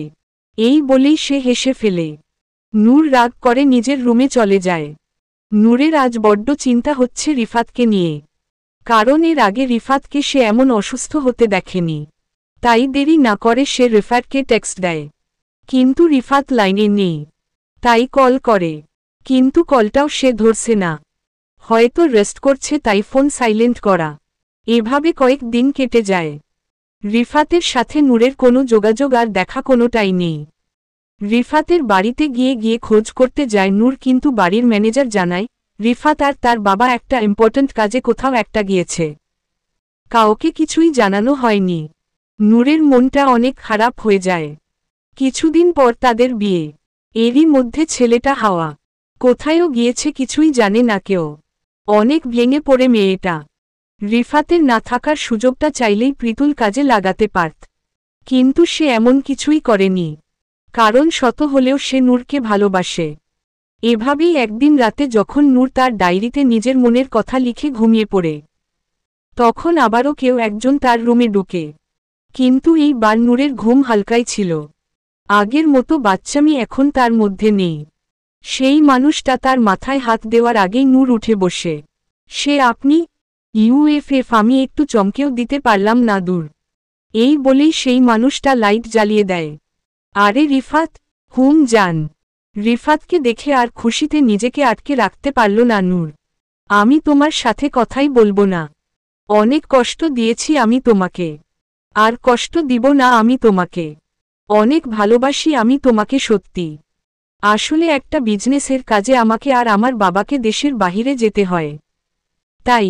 তাই বলে কি আমাকে একটা বার জানাবে না? সত্যি আমি জানাতে চেয়েছিলাম, কিন্তু ওইখানে এত ব্যস্ত ছিলা। চুপ। এই বলেই নূর নিজের ভালোবাসার ছোঁয়া একে দেয় রিফাতের ঠোঁটে। সেই রাত তারা একে অপরের সাথেই গল্প করে কাটিয়ে দেয়। সকালে সবাই দুজনকে একসাথে রুম থেকে বের হতে দেখে অবাক হয়। প্রীতুলেরও মন খারাপ হয়ে যায়। তাই সে সিদ্ধান্ত গ্রহণ করে নিজের বাড়ি চলে যাবে। এইবার আর তাকে কেউ আটকে রাখতে পাবে না। আগেই তো সে জানত নূর রিফাতের জন্য সৃষ্টি হয়েছে, তবুও নিজের মনের মধ্যে একটা বিশ্বাস বেঁচে ছিল। এখন তাও আর নেই। তার চলে যাওয়াতেই সবার ভালো। তাই সে রুমে গিয়ে নিজের গোছগাছ শুরু করে। হঠাৎ করেই রিফাত আর রুমে আসে। রিফাতকে দেখে সে অনেক অবাক হয়। কিরে, কোথায় যাচ্ছিস? একেবারে তোদের জীবন থেকে দূরে। আর কখনোই তোদের বিরক্ত করতে আসব না। না গেলে হয় না? এই কথা তুই বলছিস? তোর অনেক প্রয়োজন আমার। আর মজা নিস না, সুখে থাক নিজের ভালোবাসাকে নিয়ে। বাট বলতে হবে তুই অনেক লাকি রে। কয়েকজনের কপালে নিজের ভালোবাসার মানুষ থাকে। সেই দিন নূরেরও একটু খারাপ লাগে। সবাই অনেক রিকোয়েস্ট করার পরও প্রীতুল চলে যায়। প্রীতুল চলে যাওয়ার পর সবথেকে বেশি হয়তো রিফাতকে আপসেট লেগেছিল। সেদিন সন্ধ্যায় রিফাত নূরকে বলে, আমি তোমার সাথে দুনিয়া দেখতে চাই। আমার কিছু ইচ্ছে আছে, পূরণ করবে? ওমা, কি বলো, তুমি চাইছো আর আমি পূরণ করব না? তাহলে রেডি হয়, অ্যামিউজমেন্টস পার্কে যাব। ওইখানে কেন? কথা বলো না, আমার সাথে চলো। সেই দিন রোলার কোস্টারে উঠে চিৎকার করে রিফাত নূরকে বলে, ভালোবাসি তোমাকে নূর, অনেক বেশি। জীবনের শেষ নিঃশ্বাস পর্যন্ত আমি তোমার সাথে থাকতে চাই। এমন প্রপোজ হয়তো কম মানুষই পায়। ভেবে দেখেছেন রোলার কোস্টারের এমন রাইডে ভয়ে চিৎকার করার বদলে সে নূরকে প্রপোজ করেছে। নূরও সত্যি অনেক খুশি হয়ে যায়। আল্লাহ কি ছিল জানে এইসব? আমার ইচ্ছা এটা। সবাই তো রোলার কোস্টারের উঠে ভয়ে চিৎকার করে, তাই আমি চেয়েছিলাম একদিন তোমার সাথে উঠে ভালোবাসার কথা চিৎকার করে বলবো। সেদিন রাতে দুজনে একসাথে আইসক্রিমও খায়। হঠাৎ হাঁটতে হাঁটতে নূরের চোখে গোলাপ ফুল পড়ে। সে দৌড়ে গিয়ে একটা ফুল কিনে এনে রিফাতকে দেয়। ভালো লেগেছে? কিন্তু আমার বেলি ফুল সবচেয়ে প্রিয়। এত আনন্দ, এত খুশি, একদিন সব শেষ হয়ে গেলে আমি কি করব তখন? কিভাবে তোমাকে ছেড়ে থাকব আমি? 2 দিনের এই দুনিয়ার এত কেন মায়া? এসব বলো না প্লিজ। আর তুমি আমাকে ছেড়ে কোথাও যেতে পারবে না, কারণ আমি ভালোবাসি তোমাকে। বোকা মেয়ে। এসবের মাঝে রোজই রিফাতের শরীর অসুস্থ হয়ে যেত। নূরের কেমন যেন একটা সন্দেহ কাজ করে। তোমার শরীর কি সত্যি ঠিক আছে? কেন জানি তোমাকে অসুস্থ লাগছে। 5 দিন পর বিয়ে। চিন্তা করো না, আমি ঠিক আছি। প্রায়ই হঠাৎ করে পুরো দিন কিংবা পুরো রাতের জন্য রিফাতকে পাওয়া যেত না, কিন্তু কোনো না কোনো ভাবে সে নূরকে বুঝ দিত। এদিকে 2 রাত রিফাত তার রুম থেকেও বের হয়নি। শরীর অনেক খারাপ, আর চোখে মুখে অসুখের ছোঁয়া এবং চিন্তার রেখা। সেই দিন রাতে সে একজনকে কল করে, তারপর শরীর অনেক খারাপ আর চোখে মুখে অসুখের ছোঁয়া এবং চিন্তার রেখা। সেই দিন রাতে সে একজনকে কল করে, তারপর বেশ কিছুক্ষণ কথা বলে। কিসব বলে তা সঠিক সময় এলে আপনারা ঠিকই জানতে পারবে। বিয়ের আর বেশি দিন বাকি নেই, কিন্তু অসুস্থ তাকে তো আটকে রাখা সম্ভব নয়। সেদিন আবারও অসুস্থ হয়ে পড়ে রিফাত। এইবার একটু বেশিই অসুস্থ হয়ে পড়ে সে। কিছুতেই নূরের সামনে লুকিয়ে রাখতে পারল না আর সে। তোমার কি হয়েছে বলবে? আমি জানি তুমি আমার থেকে কিছু তো একটা লুকাচ্ছাও। সত্যি জান, তোমার থেকে কিছু লুকোয় নি আমি। বাবাকে আমার ফোন থেকে কল দিয়ে জানাও আমার শরীরটা ভালো লাগছে না। হঠাৎ বাবাকে জানানোর কথা কেন বলল কিছুই বুঝতে পারছে না। লেট না করে রিফাতের বাবাকে কল করতেই ড্রাইভারকে নিয়ে তিনি রিফাতকে হাসপাতালে নেওয়ার জন্য চলে আসে। নূর অনেক রিকোয়েস্ট করার পর তাকে সেখানে নিয়ে যাওয়া হয়। হাসপাতালে কিছুতেই নূরকে রিফাতের সাথে দেখা করতে দেয়নি তার বাবা। নিজেই ভিড়তে ছিলেন। বাহিরে 3 ঘন্টার মতো নূর মন খারাপ করে বসে থাকে। হঠাৎ রিফাতের বাবা ভেতর থেকে বের হয়ে বলে, যাও মা, রিফাত তোমার সাথে দেখা করবে। এটা শোনা মাত্রই নূর তাড়াতাড়ি করে কেবিনে যায়। সেখানে ডাক্তারও ছিল। ঠিক আছো তুমি এখন? তুমি এতক্ষণ কেন W8 করতে গেলে? বাসায় গেলেই তো পারতে। না, কেন যাব? আমি তোমাকে ছেড়ে কোথাও যাব না। তুমি অসুস্থ, তাহলে বলো এমন অবস্থায় আমি তোমাকে রেখে কি করে চলে যাই? ওরে আমার লক্ষ্মীটা, তুমি এখন রেস্ট করো। কথা বলা ঠিক হবে না এখন তোমার। এই বলে নূর ডাক্তারকে বলে, আপনি একটু আমার সাথে আসুন তো। জি, কিছু বলবেন ম্যাম? সত্যি করে বলেন তো কি হয়েছে রিফাতের? 2 দিন পর লোকটা এমন অসুস্থ হয়ে কেন পড়ছে?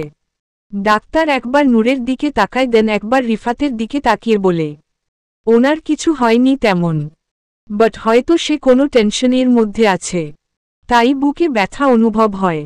আপনি একটা কাজ করুন, যতটা সম্ভব সময় দেওয়ার ট্রাই করেন, তাহলে মন ভালো হয়ে যেতে পারে। কিন্তু আপনি এভাবে কেন বলছেন? ওনার ভালোর জন্যই তো বললাম। চিন্তা করবেন না, কিছু হয়নি ওনার। হয়তো মাঝে মাঝে এমন অনেকেরই হয়। রিফাতকে ছোট থেকেই চিনি আমি, ওর বাবার সাথে ভালো একটা সম্পর্ক আমার। আসলে ছেলেটা একজন রাজনীতিবিদও, তার ওর বিজনেসম্যানও। এত কিছু সামলাতে গিয়েই হয়তো শক হয়েছে সে। আমার কেন জানি তাও ভয় হয়। কিছু হবে না, আপনি ওর কাছে যান। রাতে রিফাতকে বাড়ি নিয়ে আসা হয়। নূরের বাড়ি যেতে ইচ্ছে করছে না। সে রিফাতের দায়িত্ব কাউকে না দিয়ে নিজেই তার বাড়ি থাকবে বলে সিদ্ধান্ত নেয়। তুমি আমার জন্য চিন্তা করো না যান। বাসায় তোমার FMLY মেম্বাররা তোমার জন্য W8 করছে। করুক, আমি এই অবস্থায় তোমাকে রেখে যাব না। তাড়িয়ে দিলেও বাসার সামনেই বসে থাকব। সত্যি? তাহলে গার্ডকে বলি, আয় সত্যি তাড়িয়ে দিবে? আমি না তোমার বউ? এটা শুনে রিফাত না হেসে আর পারে না। রাতে রিফাতকে খাইয়ে দিয়ে যখনই নূর পাশের রুমে যেতে নেয় তখনই রিফাত তার হাতটা টান দিয়ে ধরে। কি গো স্যার, কিছু বলবেন? বলার তো অনেক কথা আছে। তাহলে তাড়াতাড়ি বলে ফেলুন। রিফাত আর কিছু না বলে নূরকে নিজের পাশে বসায়। কি হলো? রিফাতের মুখে এখনো কথা নেই কোনো। সে আলতো করে করে নূরের বুক থেকে ওড়নাটা সরাতে নেয়। বুকে হাত লাগতেই নূরের শরীর শীতল হয়ে যায়। কিন্তু তখনই নূর তাকে বাধা দেয়। কি করছো? প্লিজ বারণ করো না, এভাবে আর দূরে দূরে রেখো না। জি না, বিয়ের আগে কিছু হবে না। বুঝতে পেরেছ? রিফাতের ভেরত এখনও উত্তেজনা কাজ করছে। কিন্তু নূরের সোজা কথা, সে এখন কিছু করতে দেবে না তাকে। যাওয়া আজ আর জোর করলাম না, কিন্তু তুমি একদিন নিজেই একটু শান্তির জন্য আমাকে নিজের শরীর বিলিয়ে দিবে। দেখে নিও। আচ্ছা, দেখা যাবে। সেই রাতে তারা দুজন একসাথেই ঘুমায়। নূর রিফাতের বুকে মাথা রেখে বাচ্চাদের মতো গভীর ঘুমে আচ্ছন্ন। কিন্তু এদিকে রিফাতের চোখে মুখে নানা রকম ভাবনা। খানিকক্ষণ সে নূরের দিকে তাকিয়ে থাকে, তারপর আস্তে আস্তে করে উঠে যায় টেবিলের কাছে। লুকিয়ে রাখা নিজের হলুদ রঙের ডায়েরিটা বের করে। শুরু হয় লেখালেখি। পৃষ্ঠের পর পৃষ্ঠা শেষ হয়ে গেলেও মনের ভাষাগুলো যেন কিছুইতেই ফুরোতে চায় না। হঠাৎ রিফাতের চোখ দিয়ে অজান্তেরই অশ্রু গড়িয়ে পড়ে। এটা কি ভালোবাসার মানুষকে হারানোর অশ্রু?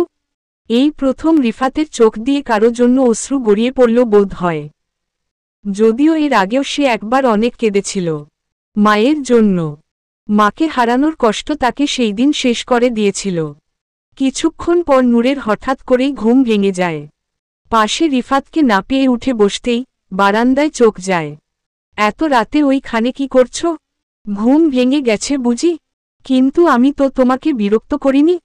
আরে না, বাজে একটা স্বপ্ন দেখেছিলাম। কি স্বপ্ন? ইস রে বাবা, স্বপ্নের কথা রাতে বলতে নেই। এটাও বুঝি জানো না? ওমা, তাই নাকি? এই বলেই সে নূরের কাছে এসে তার কপালে চুমু দিয়ে পাশে বসে। ওই জান, তুমি কি আমাকে ছেড়ে থাকতে পারবে? জি না, তোমাকে একদিন না দেখলে আমার পৃথিবী শূন্য লাগে। কিন্তু একদিন তো সবাইকেই মরে যেতে হবে। জানি, তাই তো আমি চাই তোমার একদিন আগে যেন আমার মৃত্যু হোক। তখন তো আর তোমাকে হারানোর কষ্ট আমাকে গ্রাস করতে পারবে না। এমন কথা মুখেও আনবে না প্লিজ। আচ্ছা, আর বলবো না। কিন্তু তুমি নিজেই তো এসব বলা শুরু করেছ। আমি কি করব? আচ্ছা, আমিও আর বলবো না। সত্য। পরদিন সকাল গিয়ে বিকেল সব তো ঠিকই ছিল। এর মাঝে নূর বাড়িতেও গিয়েছিল। কিন্তু সন্ধ্যার আগে সে রিফাতের কাছে চলে আসে। চা খাবে? না, তোমাকে খাবো। ইস, কি যে বলো। অসুস্থতার জন্য কাজে অনেক PBLM হচ্ছে তোমার, তাই না? ঠিক। হঠাৎ করেই একটা কল আসে রিফাতের ফোনে। ফোনটা টেবিলের ওপরে। দাঁড়াও, নিয়ে আসছি। তুমি উঠো না, আমি আনছি। ফোনটা হাতে নিতেই নূর দেখতে পায় রিফাত লিখা। হঠাৎ করে এই সময় রিফাত কেন ফোন করল? দাও আমার কাছে, এই বলে এক টান দিয়ে নূরের হাত থেকে ফোনটা নিয়ে রিফাত রিসিভ করে। কিরে, কি খবর? তুই এখন ফোন করলি? ভাবা যায়, যায়।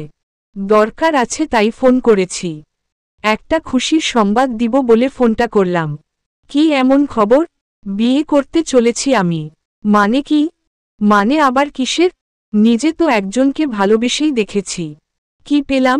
কষ্ট আর কষ্ট। তুই এভাবে বিয়ে করতে পারিস না। তোরা পারলে আমি কেন পারব না? রাত্রিকেই আমি বিয়ে করব। বাবা মায়ের এটাই ইচ্ছা।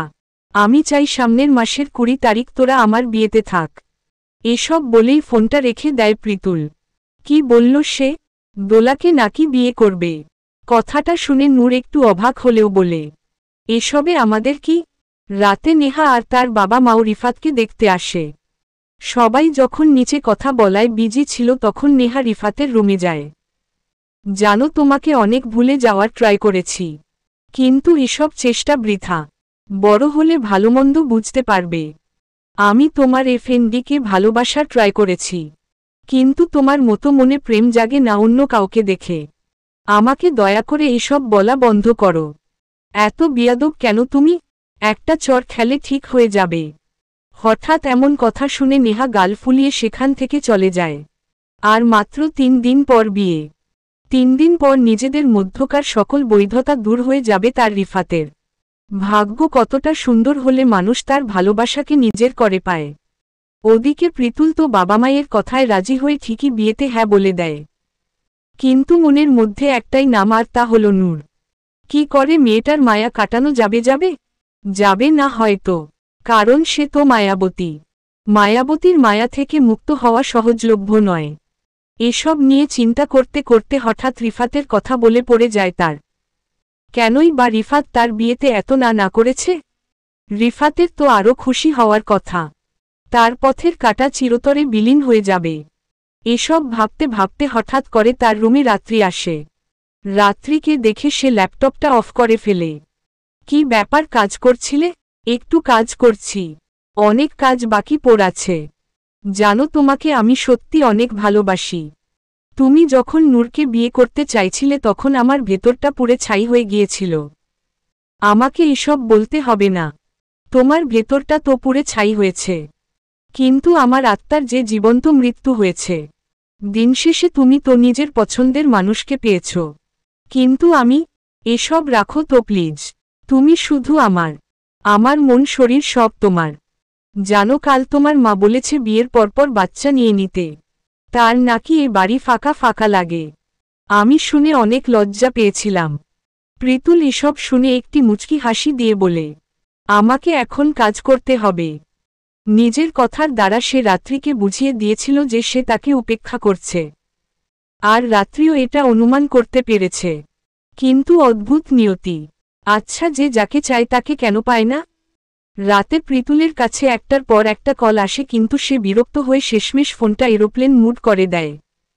চোখে অনেক ভাবনা তার। কি করে ওই মেয়ের সাথে থাকবে সে? স্ত্রীর হক মানে যে অনেক কিছু। ছি, এসব সম্ভব না। ছোট থেকেই সে রাত্রিকে বোনের চোখে দেখেছে। প্রিয়া আর রাত্রিকে এক পাল্লায় মেপেছে সে। এখন বিয়ে? এসব ভাবতে ভাবতে হঠাৎ করে তার ফোনে একটা মেইল নোটিফিকেশন আসে। কিন্তু মেইলটা ওপেন করেই সে অনেক শক্ত হয়ে যায়। কার? এসব ভাবতে ভাবতে হঠাৎ করে তার ফোনে একটা মেইল নোটিফিকেশন আসে। কিন্তু মেইলটা ওপেন করেই সে অনেক শক্ত হয়ে যায়। কার? পূর্বের অংশ। মেসেজটা দেখেই প্রীতুলের মধ্যে কেমন জানি একটা ভয় কাজ করতে শুরু করে দেয়। সেই রাতে তার আর ঘুম হয় না। আচ্ছা, মেসেজের কথাগুলো কি আদৌ সত্যি, নাকি তাকে বিরক্ত করার জন্য এই সকল কথা বলা হয়েছে? সারা রাত তার মধ্যে দুশ্চিন্তা কাজ করে। শেষ রাতে সে রাত্রির রুমে যায়। সেখানে গিয়ে সে রাতে খাটের পাশে তার এবং রাত্রির একটি পুরনো ছবির অ্যালবাম দেখতে পায়। হয়তোবা এইসব নিয়েও সে অনেক কিছু ভাবছে। যাই হোক, তাড়াতাড়ি করে সে নিজের রুমে যায় এবং জামাকাপড় প্যাকিং শুরু করে দেয়। তারপর কাউকে কিছু না বলেই বেরিয়ে পড়ে নতুন এক গন্তব্যের উদ্দেশ্যে। হয়তো তা জানা, আবার হতে পারে তা অজানা। ওদিকে রিফাতের শরীর আরও খারাপ হতে লাগে, কিন্তু নিজের ভেতরকার প্লেন সে চেপে রাখে নিজেরই ভেতরই। সকালে যখন রিফাত নূরের সাথে দেখা করতে আসে তখন নূর নিজেই অনেক অবাক হয়ে যায় রিফাতের এমন অবস্থা দেখে। কেমন শরীর ছিল আর কি হয়ে গিয়েছে। চোখের নিচের কালিগুলো রিফাতের দুশ্চিন্তার প্রমাণ। তোমার এই অবস্থা কেন? কই না তো, আজ তো আমাকে অনেক ফ্রেশ লাগছে। আমার তো মনে হচ্ছে না। যাই হোক, অনেক লেট করে এসেছো, এখনো কত কি কেনা বাকি জানো? মেয়ে মানুষের যে কত কি লাগে কি করে বুঝাই তোমাকে? ম্যাডাম, আমি বুঝে গিয়েছে। দুজনে সুন্দরভাবেই সব কিছু করছিল। হঠাৎ আবারও রিফাতের বুকে পেন শুরু হয়। আজ আর সাথে কোনো লোকও আনেনি সে। রিফাত, কি হলো? শরীর বুঝি আবারও খারাপ করছে? নূর, আমি ঠিক আছি। তুমি ঠিক নেই। অনেক ব্যথা করছে বুঝি? দেখি কি হয়েছে। সরি, তোমার জিনিসগুলো কিনা হলো না। আমার শরীর কেমন জানি করছে। বাড়ি যেতে হবে। আমিও যাব তোমার সাথে। থাক না, তোমার যেতে হবে না। নূর রিফাতের কোনো কথা শুনেনি, বরং তার সাথে আবারও গিয়েছে। মেয়েটা এইবার সত্যি ক্লান্ত। কি করে রিফাতকে সুস্থ করা যায়? ডাক্তার তো তাকে বলল যে রিফাতের নাকি কোনো পিবিএলএম নেই। তবে কেন সে বারবার সেক হয়ে যাচ্ছে? বাসায় গিয়ে নূর অনেক শক্ত হয়ে যায়। তুমি এখানে? ওর কি হয়েছে সেটা আগে বলো। অসুস্থ হয়ে পড়েছে, দাও ওকে, আমি ধরছি। এই বলে প্রীতুল রিফাতকে ধরে রুমে শুইয়ে ঔষধ দেয়। নূরও সেই রুমেই ছিল। নূর প্রীতুলের সম্পর্কে কিছু জিজ্ঞেস করতে যাবে তার আগেই রিফাত তাকে বলে, নূর, তুমি একটু বাহিরে ডাব্লিউ8 করতে পারবে? আমার প্রীতুলের সাথে একটু পার্সোনাল কথা আছে। কি এমন কথা যা রিফাত প্রীতুলকে বলতে পারবে কিন্তু তাকে বলতে পারবে না? এসব নিয়ে নূরের একটু মন খারাপ হয়, আর তাই সে রিফাতকে বলে, সমস্যা নেই, তোমরা কথা বলো, আমি এখন বাড়ি চলে যাব। সবাই ডাব্লিউ8 করছে আমার জন্য। এই বলে কারো কোনো কথা না শুনেই নূর সেখান থেকে চলে যায়। এরপর অনেকক্ষণ রিফাত আর প্রীতুল একে অপরের সাথে কথা বলে। তাদের মধ্যকার কি কথা হয়েছে আস্তে আস্তে আপনারা সবাই জানতে পারবেন। তাছাড়া এটা আপনারা বুঝতেই পেরে গেছেন যে প্রীতুলের কাছে যে মেইলটা এসেছিল সেটা তাকে আর কেউ নয় বরং রিফাত তাকে পাঠিয়েছিল। কি লেখা ছিল সেই মেইলে? যা শুনে এক রাতেই প্রীতুল কোন কিছু চিন্তা ভাবনা না করেই ঢাকা থেকে চট্টগ্রামে চলে এসেছি। এক এক করে সবকিছু আপনাদের কাছে ক্লিয়ার হয়ে যাবে। পরশু বিয়ে, হাতে আর একটা দিন সময়। সবাই খুশি আজ। রিফাতকেও আজ অনেকটা সুস্থ লাগছে, যা দেখে বাড়ির সবাই বেশ খুশি। বাড়িতে কত মানুষ, জন্ম, মৃত্যু, বিয়ে, এই 3 সময়টার পুরো পরিবার এক হয়ে যায়। তাদেরকে আমরা কখনো দেখিনি, তারাও এসে উপস্থিত হয়। রিফাত আর নূরের বিয়েতেও ঠিক তেমনই ঘটেছে। এভাবে আরেকটা দিন চলে যায়। আজ গায়ে হলুদ। হলুদ সন্ধ্যা শেষ হয়ে গেলেই রিফাতের করা একটা মেসেজ নূরের চোখে পড়ে, যেখানে লেখা ছিল, বাহিরে আমি গাড়ি পাঠিয়ে দিয়েছি, একটু আসতে পারবে? আমার তোমাকে দেখতে খুব মন চাইছে, প্লিজ দয়া করে আসো। না করো না please, please please please please. এত অনুরোধ দেখে আর না করতে পারে না নূর। গাড়িতে উঠতেই নূর বুঝতে পারে ড্রাইভার তাকে রিফাতের বাড়ি না নিয়ে অন্য কোথাও নিয়ে যাচ্ছে। কোথায় নিয়ে যাচ্ছেন? স্যার যেখানে বলেছে সেখানেই নিয়ে যাচ্ছি। আরে বুঝলাম, বাট জায়গাটার নাম কি? এখনই বলা যাবে না, স্যার বারণ করেছে। হোয়াট? লোকটি আর কিছুই বলে না। নূর বারবার তাকে এক কথাই জিজ্ঞেস করছে কিন্তু কোনো জবাব নেই। বাড়িতে কাউকে কিছু জানিয়ে আসা হয়নি। একে তো এত রাত, তার ওপর এই লোক কোথায় নিয়ে যাচ্ছে কে জানে। মনে মনে খুব ভয় পাচ্ছিল সে। রিফাতের ফোন অফ, সে অনলাইনেও নেই। এখন ভয়ের পরিমাণ সত্যি অনেক বেড়ে গিয়েছে। আমি বাড়ি যাব, আমাকে বাড়ি দিয়ে আসুন। লোকটি কোনো কথার জবাব দেয় না। কথা কি কানে যাচ্ছে না? তাও লোকটি নিশ্চুপ। এইবার কিন্তু ভয়ের পরিমাণ অনেকটা বেড়ে যায়, কারণ গাড়ি ঘন বাগানের মধ্যে। আমি কিন্তু এখন পুলিশকে কল করব বলে দিচ্ছি। হঠাৎ করেই একটা জায়গায় গাড়ি থামানো হয়, একটা বাংলো বাড়ির সামনে। ম্যাম, এইবার নামুন। এটা কোন জায়গা আর কেনই বা এখানে এনেছো আমাকে? আপনি নামলেই বুঝতে পারবেন। নূর দোয়া পড়তে পড়তে নিচে নামে। আল্লাহ তুমি আমাকে রক্ষা করো প্লিজ, আমি আমার ভূতের খপ্পরে পড়লাম না তো। এই বলে গাড়ি থেকে বের হতেই নূর দেখতে পায় বাড়ির সামনের ল্যাম্পপোস্টের নিচে একটা সাইনবোর্ড, যেখানে লেখা ছিল নূর বাড়ির ভেতরে আসো। নূরের কেমন জানি ভয় ভয় করছিল, তাও সে ড্রাইভারকে বলে, আপনিও আসুন আমার সাথে। সরি, আমার কাজ ছিল আপনাকে এখানে নামিয়ে দেওয়া, তারপর আপনার কাজ শেষ হলে আবার বাড়ি পৌঁছে দেওয়া। নূর আর কিছু না বলে সাহস করে সাইনবোর্ড তাকে অনুসরণ করা শুরু করে। বাড়ির দরজা খোলাই ছিল। বাড়িটা কাঠের তৈরি, কিন্তু অনেক বড় এবং ডুপ্লেক্স। বাড়ির মধ্যে ঢুকতেই নূর লক্ষ্য করে ভেতরে কোনো লাইট অন করা নেই, জাস্ট মোমের আলো। ঘরের মধ্যে হালকা গোলাপের গন্ধও পাওয়া যাচ্ছে। আল্লাহ, জিন নেই তো আবার এখানে? শুনেছি ওরা থাকলেই এমন সুন্দর গন্ধ পাওয়া যায়। হঠাৎ করেই আরেকটা বোর্ডের মধ্যে চোখ পড়ে নূরের, যেখানে লেখা ছিল ওপরে আসো নূর। আবছা আলোয় শুধুমাত্র নিজের ছায়াকেই দেখতে পাচ্ছে নূর। সিঁড়ি দিয়ে উপরে উঠে আরেকটা বোর্ডে দেখতে পায় সে, যেখানে সরাসরি সামনে থাকা দরজার দিকে ইঙ্গিত করা হয়েছে। দরজার দিকে তাকাতেই সে দেখতে পায় যে দরজার গায়ে লেখা ওপেন দ্য ডোর বেবি। রুমের দরজা খোলাই ছিল। সেখানে যেতেই ঘাটা শিশিরে উঠে। এমনিতে বাহিরে বিজলি চমকাচ্ছে, যে কোনো মুহূর্তে বৃষ্টি শুরু হতে পারে। রুমের ভেতর ঢুকেই নূরের আর কোনো ভয়ের সীমা থাকে না, তার কারণ রুমটা এমনি অনেক বড়, তার ওপর জাস্ট একটা মোমবাতি জ্বালানো, তাই কিছু বোঝা যাচ্ছিল না রুমের মধ্যে কি আছে, কে আছে না আছে। হঠাৎ করে দরজাটা বাইরে থেকে লক হয়ে যায়। এবার আর নূর চিৎকার না করে পারে না, দরজা খোলা প্লিজ। দেখো যে এসব মজা করছো তার সাথে কিন্তু ভালো হবে না, আমি কিন্তু তোমাকে জেলে পুরে দিব। হঠাৎ করেই নূর বুঝতে পারে বারান্দায় কিছু একটা অদ্ভুত আছে, কিন্তু ঠিক করে বোঝা যাচ্ছে না। শুধুমাত্র সাদা কিছু একটা দেখা যাচ্ছিল। সাহস করে বারান্দার দিকে যেতেই কারো একটা ছায়া নূরের নজরে পড়ে, যা দেখে সে অনেক বেশি ভয় পেয়ে যায়। কে আপনি? ওপাশ থেকে কোন শব্দ আসে না। হঠাৎ মনে হয় ছায়াটা উঠে দাঁড়িয়েছে আর নূরের দিকেই আসছে। নূর ভয়ে স্থির হয়ে দাঁড়িয়ে আয়াতুল কুরসি পড়া শুরু করে। হঠাৎ সেই ছায়াটি একটি লোকে বদলে যায়, অর্থাৎ তাকে দেখে বোঝাই যাচ্ছিল হয়তো বা সে কোন মানুষ হবে, কিন্তু তার চেহারা ঠিক করে বোঝা যাচ্ছিল না। লোকটি নূরের পেছনে গিয়ে নূরের ঘাড় থেকে চুল সরিয়ে আলতো করে একটা কামড় দেয়। নূর ভয়ে এখনো পাথর। এরপর হঠাৎ করেই সেই লোকটা নূরকে নিজের দিকে ঘুরিয়ে তার কপালে একটা চুমু দেয়। সাথে সাথে মিনি ইলেকট্রিক মোমবাতি আর লাইটগুলো জ্বলে ওঠে। মুহূর্তে ভুতুরে ঘরটি ভালোবাসার প্রাসাদে পরিণত হয়। সারা ঘর বেলুন এবং লাল গোলাপ দিয়ে সাজানো ছিল। তুমি এখানে কেন? অন্য কাউকে আশা করেছিলে বুঝি? বাই দা ওয়ে, তোমাকে সারপ্রাইজ দেওয়ার জন্যই এত কিছু করা, তাই বলে এমন ভুতুরে সারপ্রাইজ?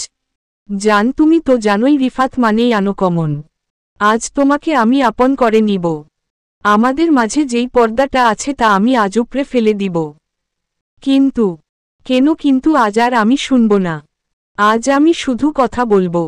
আমি সব কিছু করব। তুমি ভালে মেয়ের মতো আমার সব ইচ্ছে পূরণ করবে। বাহিরে বিজলি চমকাচ্ছে। আমাকে বাড়ি যেতে হবে। বাড়ির কেউ যদি জানতে পারে আমি বাড়ি নেই, তখন তারা ভাববে আমি আগের মতো হয়তো আবারও পালিয়েছি। না, আর পালানো হচ্ছে না তোমার। তোমাকে আর হারাতে দিব না আমি। চারিদিকে জড়ো হাওয়া শুরু হয়ে গিয়েছে। বৃষ্টি হওয়ার আগ মুহূর্তের পরিবেশটা এক অদ্ভুত রকমের সুন্দর। বৃষ্টি মানুষের মাঝে ভালোবাসা তৈরি করে। তখন একজন পুরুষের মাঝে নিজের প্রেমিকাকে কাছে পাওয়ার তীব্র আকাঙ্ক্ষা জাগ্রত হয়। রিফাত আস্তে আস্তে করে নূরের কাছে আসতে শুরু করে, আর নূর লজ্জায় পেছনে যেতে লাগে। এক সময় রিফাত নূরকে নিজের কোলে তুলে নিয়ে এক পা দুই পা করে বিছানার দিকে যেতে নেয়। এদিকে কিন্তু তার ঠোঁটে লেডি নূরের ঠোঁট ছুঁয়ে গিয়েছে। সে পাগলের মতো নূরকে কিস করে চলছে, আর নূর তার সাথে পেরে না উঠতে পেরে হাঁপাচ্ছে। রিফাতের কিস করার ধরন দেখে মনে হচ্ছিল যে নূরকে কিস করছে না, বরং তাকে খেয়ে ফেলছে। নূরের নিঃশ্বাসের শব্দ রিফাতকে আরও পাগল করে তুলছিল। আস্তে করে রিফাত নূরকে বিছানায় শুইয়ে দেয়। রিফাতের ঠোঁটের ছোঁয়া নূরের মধ্যে শিহরণের সৃষ্টি করে। আস্তে আস্তে নূর উত্তেজনায় মাতাল হতে শুরু করে। অন্যদিকে রিফাত ধীরে ধীরে নূরের সব জামা কাপড় খুলে। রিফাতের চোখে এখন অন্যরকম এক চাহনি। একে হায়নার দৃষ্টি ও বলা চলে যে হায়না নিজের শিকার যে করেই হোক ছিনিয়ে নেবেই। জান, প্রথম প্রথম একটু কষ্ট হবে, কিন্তু আমি তোমার পাশে আছি। আমার খুব ভয় করছে।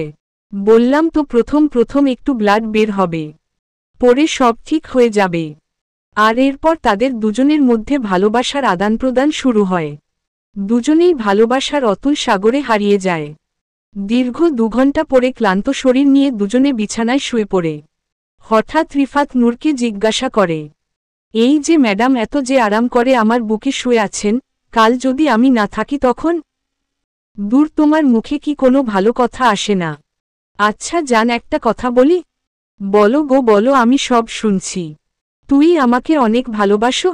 আমাকে ছাড়া থাকতে কি তোমার কষ্ট হয়? কি সব প্রশ্ন যে তুমি জিজ্ঞাসা করো বুঝি না। তোমাকে ছাড়া থাকার কথা চিন্তা করলেও এই আত্মা কেঁপে ওঠে। জান, আমি যদি তোমার কাছে কিছু চাই তাহলে তুমি কি আমাকে তা দিবে? আমার সাধ্যমতো হলে অবশ্যই দিব। কেন দিব না তোমাকে? তুমি ছাড়া আমার আছেই বাকে। তাহলে কথা দাও, আমার সব কথা তুমি রাখবে। কথাটা যেমনই হোক না কেন, আমাকে ছুঁয়ে তুমি কথা দাও। যদি তুমি আমার কথার কোনোদিন খেলাফ করো তাহলে বুঝে নিব তোমার আমার ভালোবাসা মিথ্যা। আরে ভালোবাসা মিথ্যা হতে যাবে কেন? কথা দিলাম তোমাকে, তুমি যা বলবে আমি তাই করব। তুমি যা চাইবে আমি তাতেই রাজি। মনে থাকে যেন। আল্লাহ কিন্তু সাক্ষী আছে। তুমি কথা দিয়েছ আমাকে। এই বলে রিফাত নূরের কপালে একটা চুমু খায়। যাই হোক, এখন বলো তোমার ফিলিংস কেমন হচ্ছে? আমার আবার ফিলিংস? ব্যথায় মরে যাচ্ছি আমি। কই, আমার তো খুব ভালোই লেগেছে। আচ্ছা, ঠিক হয়ে যাবে, টেনশন করো না। ওকে, তুমি থাকো, আমি ফ্রেশ হয়ে আসছি। আমাকে একা রেখে চলে যাবে? তাও আবার এই ভুতুরে বাড়িতে? ও তাই নাকি? আমার বাবুটা ভয় পাচ্ছে। তাহলে চলো, তোমাকে আমার সাথে করে নিয়ে যাই। তারপর রিফাত নূরকে কোলে করে গোসল করতে চলে যায়। গোসল শেষে নূর যখন তার চুল শুকানোর জন্য ড্রেসিং টেবিলের সামনে এসে দাঁড়ায়, তখন তার চোখে একটা ওষুধের বোতল পড়ে। কি গো রিফাত, এটা কিসের ওষুধ? কই দেখি। ওষুধের কৌটাটা দেখা মাত্রই রিফাত নূরকে বলে, আরে এটা তো মাথা ব্যথার ঔষধ। কয়েকদিন আগে সিঙ্গাপুর গিয়েছিলাম না, ওইখান থেকেই এনেছি। ওমা তাই নাকি? এরকম ওষুধ তো আমি জীবনেও দেখিনি। বিদেশে তো নানা রকম কোম্পানি আছে, তাই হয়তোবা তুমি চিনতে পারোনি। থাক বাবা, আমার আর বলল কি ঔষধ চেনা লাগবে না। আমার জন্য তো নাপাই যথেষ্ট। ভালো কথা, প্রীতুল এখানে কেন এসেছিল? বারবার ও আমাদের মাঝে আসে কেন? ও আমাদের মাঝে কাটা হতে এখানে আসেনি। ওকে আমি এখানে ডেকেছি। আর তুমি ওকে সবসময় এত ভুল বুঝো কেন? প্রীতুল আসলেই একটা ভালো মানুষ। খারাপ মানুষ তো আমি ছিলাম। তবুও দেখো, তুমি এই খারাপের প্রেমে আসক্ত হয়েছ। দেখো, তোমাকে একটা কথা বলি, তোমার পাশে যখন তোমার পরিবারের কেউই ছিল না তখন প্রীতুলই কিন্তু তোমার পাশে ছিল। তাই তোমার মানবতাটা একটু ওর ওপরও প্রদর্শন করো বিবি সাহেবা। আরে তুমি আমাকে বক্স? আরে এটা কি বললে? আমি কি তোমাকে বকতে পারি? জান গো, মাথাটা আবারও ব্যথা করছে। এই বলে সে বিছানায় শুয়ে পড়ে। এদিকে নূর আয়নার সামনে দাঁড়িয়ে বারবার নিজেকে দেখছে, আর একাই রিফাতের সাথে কথা বলেই যাচ্ছে। রিফাতও ভালো ছেলের মতো হুম হুম করেই যাচ্ছে। কিন্তু হঠাৎ করেই নূর পেছনে ঘুরে দেখে, চলবে।